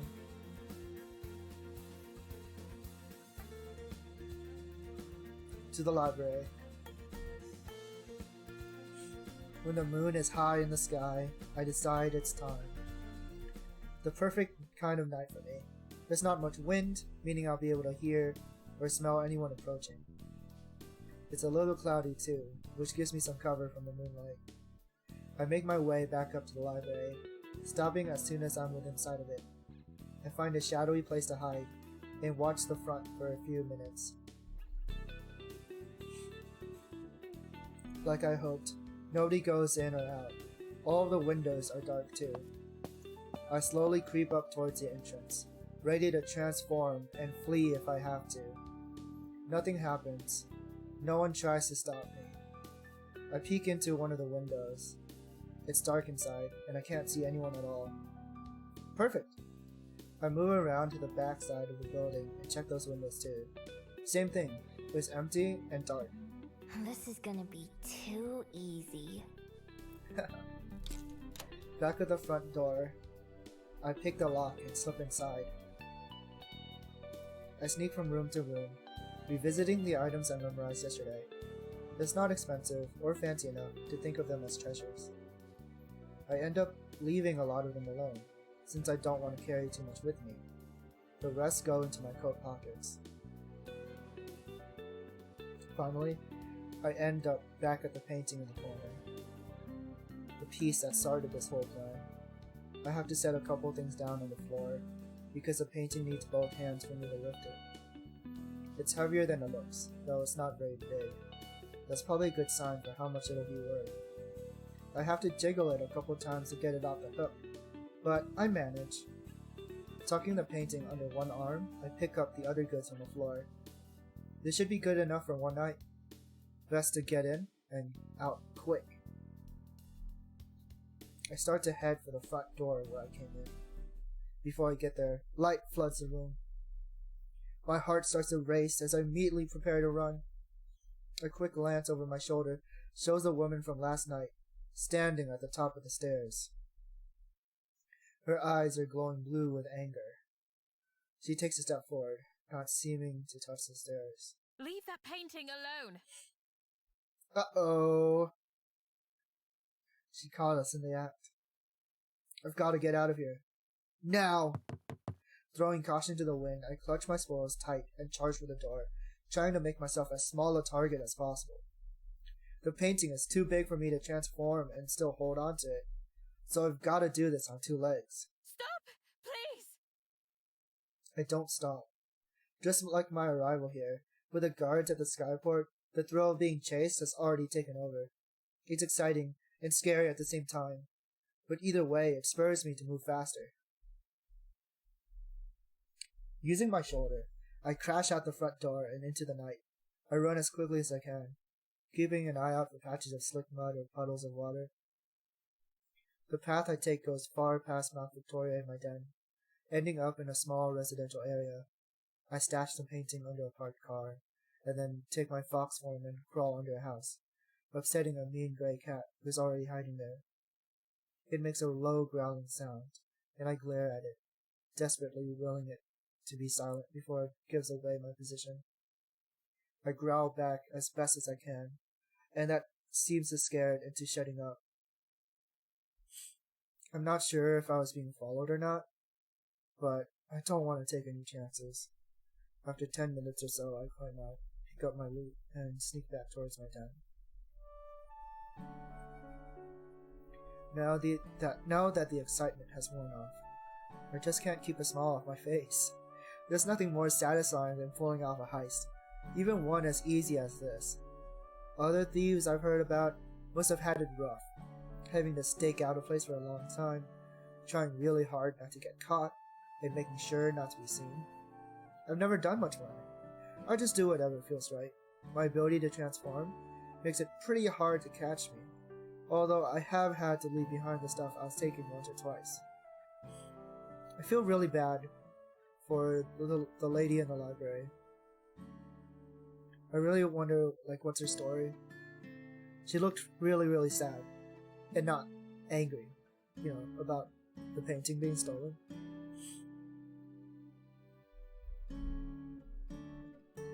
And honestly, it would get boring if I never got caught and had to run. My good mood lasts me all the way home, and then disappears completely when I see who's waiting for me. The woman in white. What? She was here? I'm wondering, is she the bat? She stands just outside my den, looking like she doesn't care at all about the cold or the mud. In fact, her perfect clothes don't seem to get dirty at all. With her back turned to me, she's staring up at the moon, but she faces me as I approach. She has that same calm presence as when I first saw her, but I can see a mournful look in her eyes, which have gone back to brown instead of furious blue. Huh, I didn't even notice that her eyes changed color. I was wondering, like, why they were suddenly blue in that one scene. I see. My heart quickens, almost suffocatingly, as she watches me intently. I know how quickly calm can turn into anger. I should run, but I can't look away. How did you find me here? Before I even got back? A friend of mine told me you might be found. A friend of mine? Oh. So she's friends with the bats. She's not the bat. Okay. Maybe. We'll see.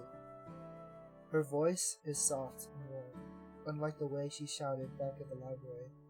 A friend. But who? I wasn't followed. I'm sure of that much. With the shock of being found wearing off, the realization I'll need to find a new place to stay sets in.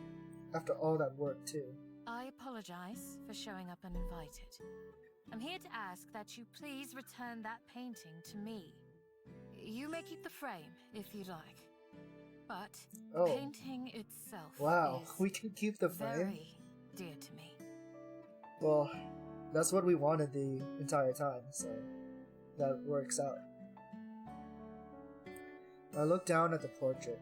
I've been carrying it for a while now, but I haven't given the picture itself much thought. It's a beautiful painting, and clearly very old. The girl shown in it is wearing a long flowing dress, looking down with a small smile. And also? She breathes out slowly, and my eyes narrow.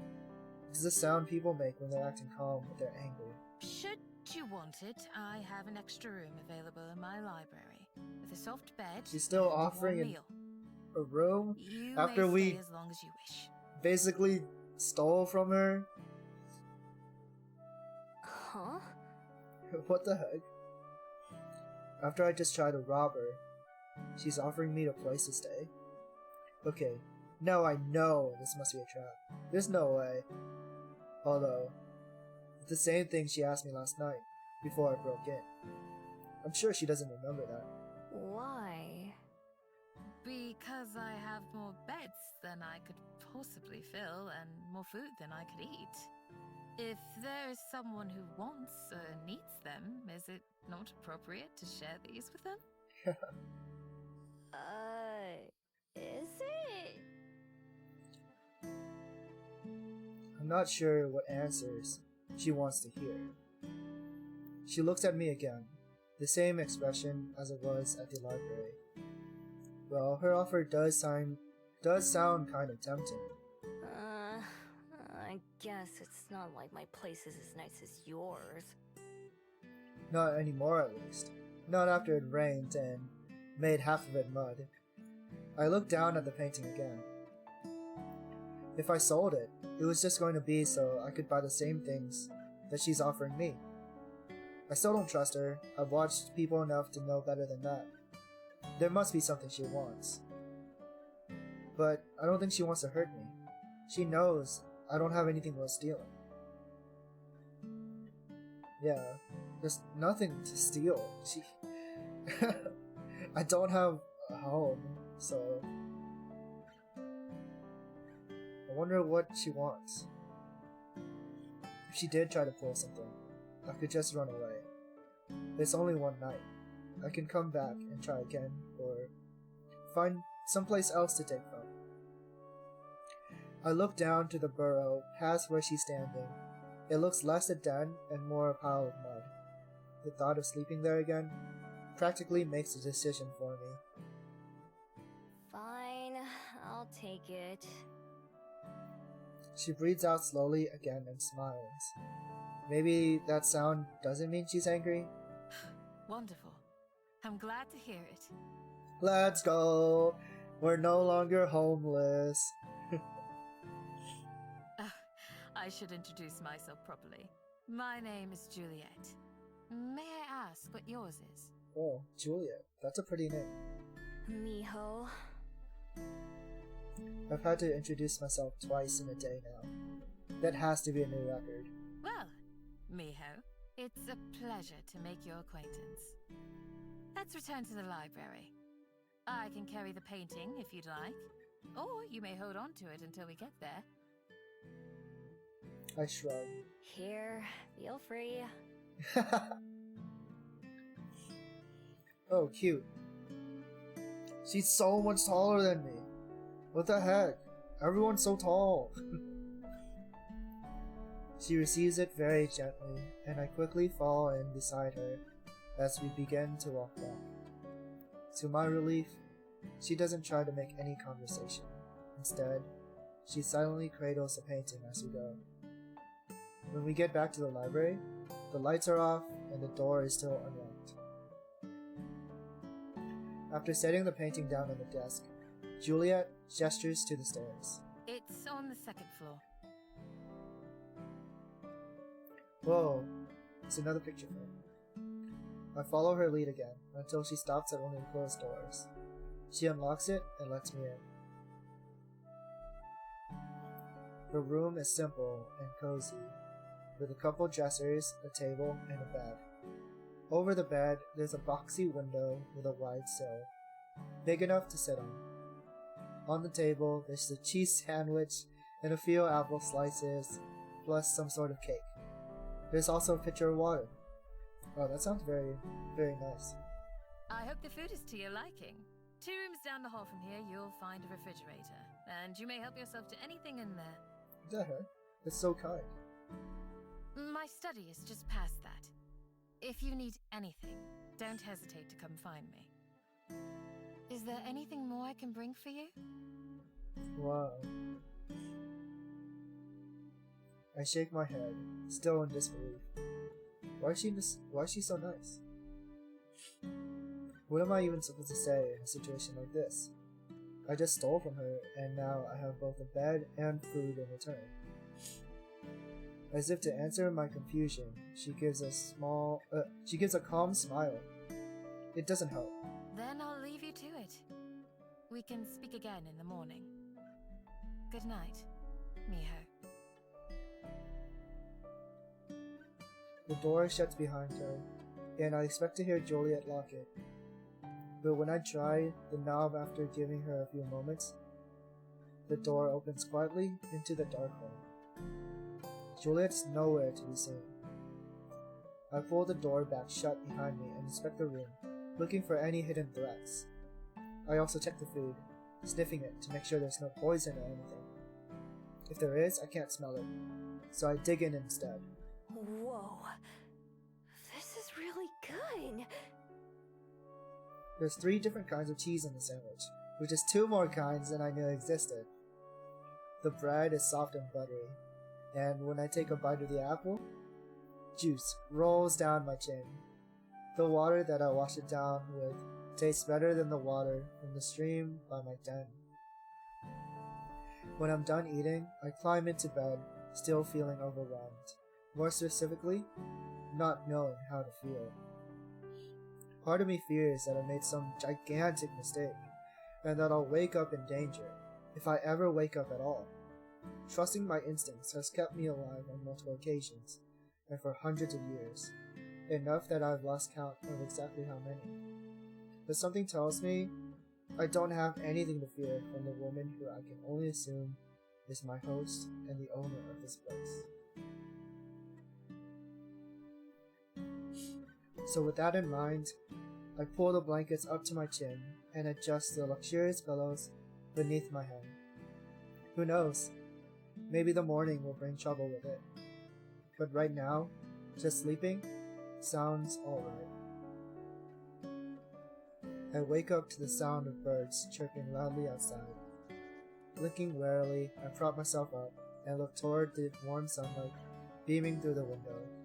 The sheets under my hand feel soft and dry. My hand goes to my neck, taking in the smooth familiarity of my necklace. It's still here. If someone was going to rob me, that's the only thing I have that would seem valuable. I sit up and look around. It doesn't look like anyone came in while I was asleep. Maybe I really am safe here. I wonder if Juliet's friend was the scent I noticed outside my den on the first morning. I don't know how else she could have found me, or how they did it without waking me up. If it happened before, it could happen again. As much as I hate to admit it. So I check around the room very thoroughly, but still don't notice anything different from when I went to bed. Maybe it's not a trick. All my past experiences have told me that there has to be a catch. Nothing is free. Nothing. But no matter how hard I try, I can't figure out what it could be. Could Juliet really have been telling the truth? It just seems so unlikely. It'd be nice if it were true. But if it wasn't, if I let myself believe, only to be wrong in the end, then that would hurt more, wouldn't it? No. Better to not even take the risk. After all, I've lived a lot of years this way. And it's not like I hate it. Making my mind up makes me feel better right away too. It just makes more sense. Even if I tried to stay, I don't think I'd ever stop worrying. This way, I'll know for sure that I'm in charge of my own destiny. Now that I know that this room is unoccupied, I might be able to sneak back in sometimes when I need a place to stay. It wouldn't be too hard to climb one of the trees and get to the window from here. I take one last look around. For just a night, it was a nice what if. Then I head downstairs and out the door, without speaking a word to anyone. It's another nice day, the same as when I first arrived in Wellington. Warm sun and blue skies, with just a hint of clouds. For a while, I meander around town, eating the last of my pastries from the convenience store hall for breakfast. Today feels like another restart. I have no den, no supplies, no anything. It's less exciting now than it was when I first arrived. I don't have a destination in mind, but I eventually end up at the waterfront. There's an airship over the bay, descending closer towards the skyport. A couple kids down on the beach wave up at it, seeming excited. The people arriving on that ship all have somewhere that they're planning to go when they get off, huh? They all got people waiting to see them. What have I got? Some trash and an old scroll? So far, Wellington's giving me nothing but questions.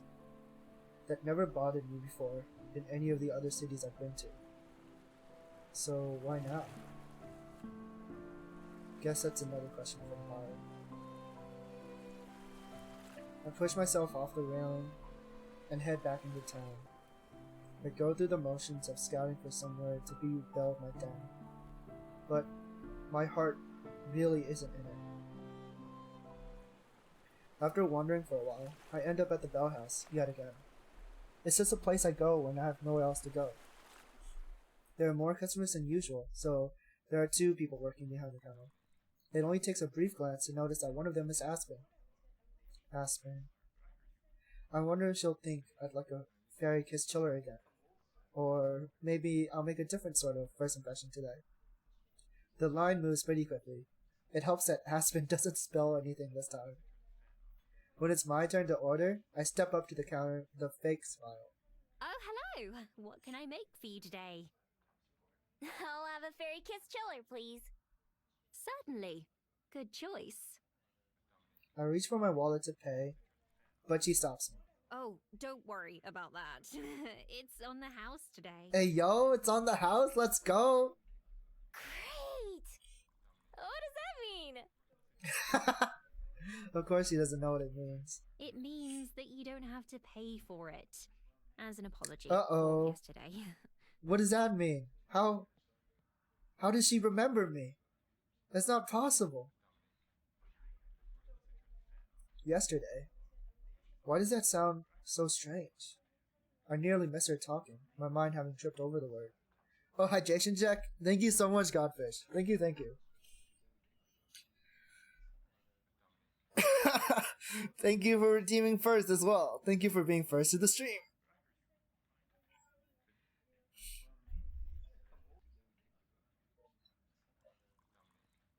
Ah. Very, very kind of you.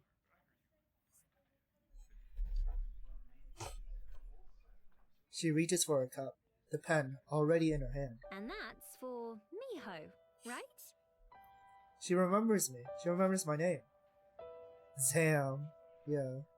For Miho? My name? She remembers my name? My heart begins to race wildly, my body reacting just as strongly as my mind. Aspen frowns, clearly noticing that something's off. My head's in too much of a daze to deal with it, though. It is Miho, right? She checks the notebook on the counter, brow furrowing deeply as her finger slowly moves down the page and taps on one of the lines. What do I say? How do I explain? That for the first time in my life, for the first time in hundreds of years, somebody's remembered my name? It's not supposed to be like this. I'm supposed to be forgotten. Every time, without fail. It's my armor. It's my life. I take a step backwards. I have to run. I have to get out of here. I have to get away. But where to? Why are you dancing right now? Thank you though. I've just been running. And I don't have anywhere else to run to. But I don't have any other choice. Without a plan or destination, I turn on my heel and bolt outside, not daring to look back. Dance on the haters, yeah. Dance on the haters, dab on the haters. Everything is wrong. I have to go. Miho! She calls my name again as I disappear into the street. It's not the first time I've heard that as I fled. But never like this. Never with such a confused, worried tone. Feeling sick to my stomach. I push myself to run even faster. Maybe I should just leave this whole city, get on the next airship out of here, and act like it never happened. I could go somewhere else, back to China, or America, or anywhere, and start over again. Within days, it'd be like I never even came to Wellington. Damn it, Neomio. My life would go back to normal, and eventually, I'm sure Aspen and Juliet would forget me. Just like they're supposed to. Nothing would be different. Except that's not quite true.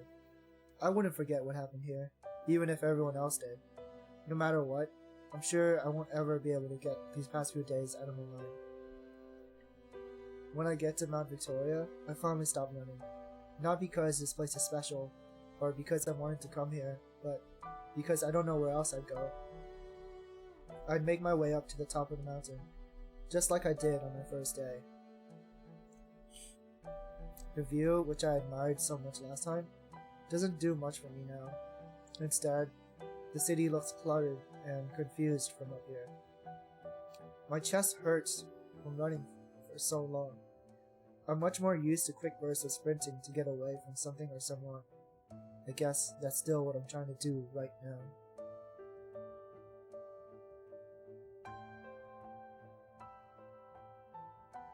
But I'm not too sure what it is that I'm running from. Whenever something goes wrong, my first instinct is to flee.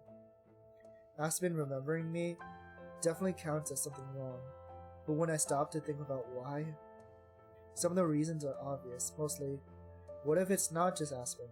What if everybody can remember me now? Or even worse, what if people who forgot about me a long time ago start to remember me? Both could get me in a lot of trouble. My days as a thief would probably be over. There are some places where I could never show my face again. The smart thing to do is to leave. I can even see a couple airships at the skyport right now. I have everything with me. I could just go. There's nothing keeping me here. And yet, I don't move. I still don't know what it is I'd be running away from. From Aspen? From Wellington? When I think about it, I have to admit that running wouldn't get me anywhere. This worry, these questions, would follow me wherever I go. No matter how far, and no matter how long. So then, what do I do? The only answer I can think of is the scariest one. The one that goes against everything I've learned. Closing my eyes, I picture the library and Juliet's offer. I picture Aspen, whom I barely know, but who's already changed my life. Maybe I should stay and try to find out more. Maybe, just maybe, being remembered might not be all bad. I clench my fist so tightly, my knuckles turn white. The urge to turn tail and head for the skyport is so strong. It's almost like a magnet pulling me there. I resist it though. Slowly, I walk back down the mountain, making my way to the library. I'm not sure what to say when I get there. Explain everything to Juliet and hope she'll let me stay in that room again. I don't even need that room. I could rebuild my den and head out there. Maybe in a new spot, one that Juliet doesn't know about. Not having to worry about the weather or other animals would be nice though. There's no telling if Juliet will remember me too. If not, it might be easier to pretend this is my first time visiting than just ask if there's anywhere I could stay. Even though I'm not moving very fast, I still don't feel ready for this conversation by the time I reach the library's entrance. It's only been an hour or so since I left the Bell House, so it's not late enough for the library to be closed. The usual stream of people flows in and out of the doors. Okay, I can do this. I stand off to the side of the entrance, preparing myself as people pass to and fro. My heart is racing the same way it does during a tense break-in. Maybe even harder. My tail twitches back and forth. Usually I don't notice, but right now, I'm super aware of everything about myself. Fighting off my instincts, I open the door and let myself inside. I'd been expecting to look for Juliet, but instead, she's right by the entrance. What surprises me most, however, is a woman leaning against a large desk beside her. Aspen, who's now engaged in conversation, with a look of deep concern on her face. She wasn't there when I checked the bedroom. I wish she would have spoken to me first, at least. Whoa, they know each other? I barely catch the end of Juliet's sentence. She notices me only moments after I spot her, and the second her mouth forms a perfect O of surprise. Juliet? What are you... Aspen turns around to follow Juliet's gaze, her eyes opening wide at the sight of me. Miho! Whoa. My brain goes blank, rehearsed lines flying out of my head. Hey there. I slink over to where they're standing, hands in my pockets, unsure what I should say first. It's nice to see you again, Miho. I was hoping that you'd return. Me too. That was pretty sudden. I worked extra hard on that drink for you, you know. I freeze up, looking for the words. Aspen's expression softens in concern. Miho? Alright, the drink. I'm sorry. Well, I ended up drinking it myself, so I suppose I can't complain too much. Juliet looked so, happy to see me again. She laughs, and I can't stop myself from blurting out my next words. You seem different. I'm sorry?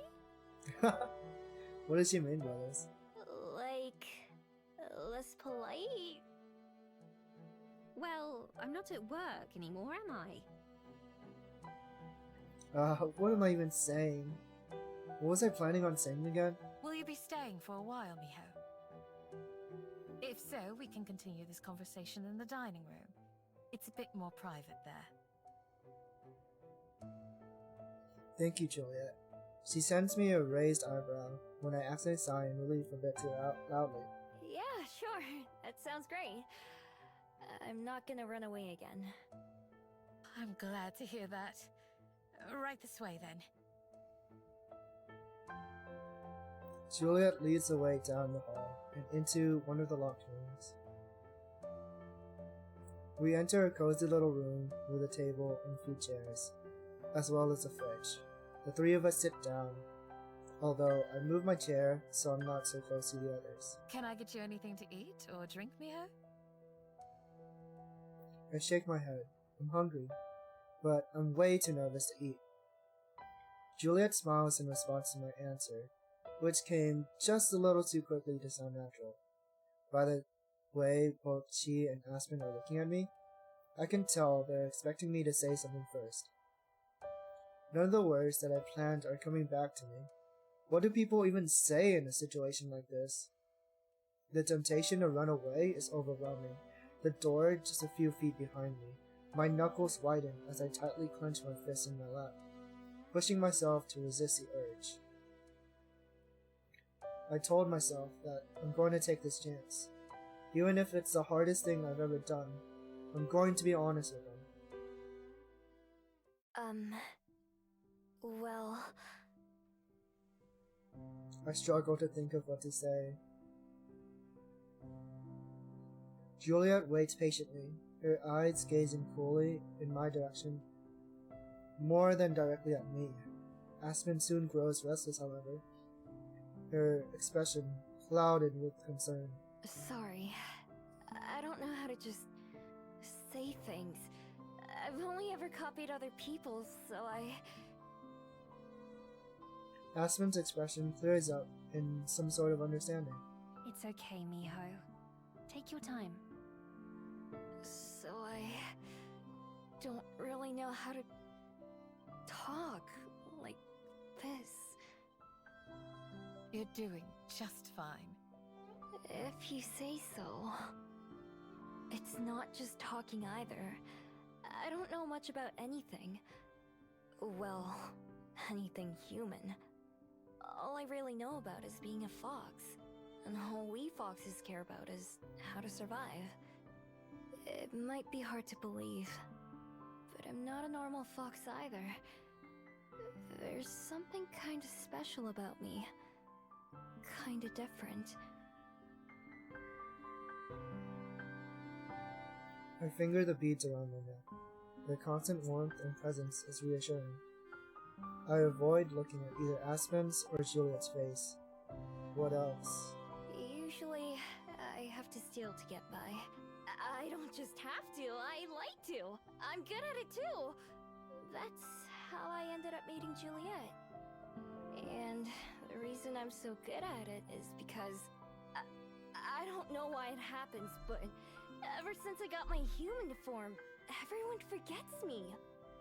Even the people who catch me stealing from them. After a day or two, I can walk right past their face and they wouldn't even recognize me. No one has ever recognized me. Until Aspen remembered who I was at the Bell House. It was such a shock that I ran away. That's what I always do. I was thinking about leaving Wellington forever. Even though I just arrived a couple days ago. I'm still kind of tempted. But instead, I came back here. And that's it. Just hearing the words coming out of my mouth makes me want to die of embarrassment. It makes me uncomfortable when other people think about me. And yet, putting everything out there feels surprisingly good. It feels like a weight has come off my shoulders. There's no going back now, and that's a relief in its own way. So you're saying that you've never ever had a family? Or a friend? Nope, never. And not since I stopped being a regular fox, at least. Oh. I'm so sorry to hear that. Why? Well, because that's... not to be rude, but that sounds rather lonely to me. Lonely, huh? I've never thought about it before. I see. Aspen sits back, still looking concerned. From the way she keeps fidgeting, I get the impression she wants to say more but is holding back. Juliet swoops in to salvage the situation. You have been very brave to stay here, Miho. I'm personally glad that you decided to come back to the library. I had your room prepared in hopes that you would. You're welcome to use it for as long as you'd like. I think that we could become great friends. Friends. Friends. I roll the word around in my mind as if it were a strange food I'm gingerly trying. Is that a word that fits me? Is that something I could have? It's never seemed like a possibility before. None of what Juliet's offered me has. Right now, it feels like I'm standing at the end of one path and the beginning of another. I could turn around and go back the way I came, back to the den and the life spent alone. I know that world. I've lived in it for so many years. But I can't just go back, not now. Not when there could be something more, something new. Everything could be different if I just let it. When I look at Aspen and Juliet, I can tell what they're hoping I'll say. I think I'd like that. Big smiles take over both their faces. Slowly, I let myself smile too. Well then, Miho. Welcome home.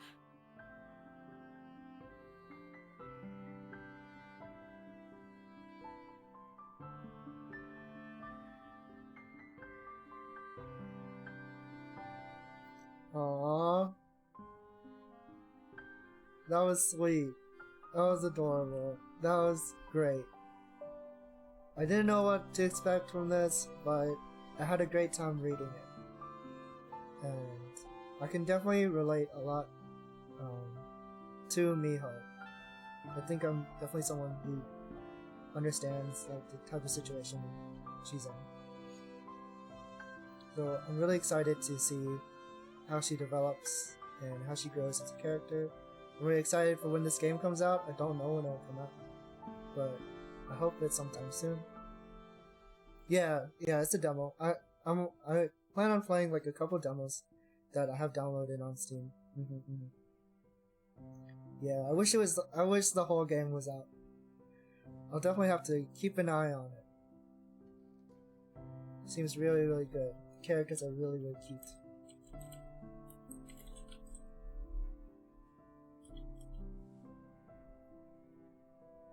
The title really stands out to me because I think most people can agree that they just want to be happy, right?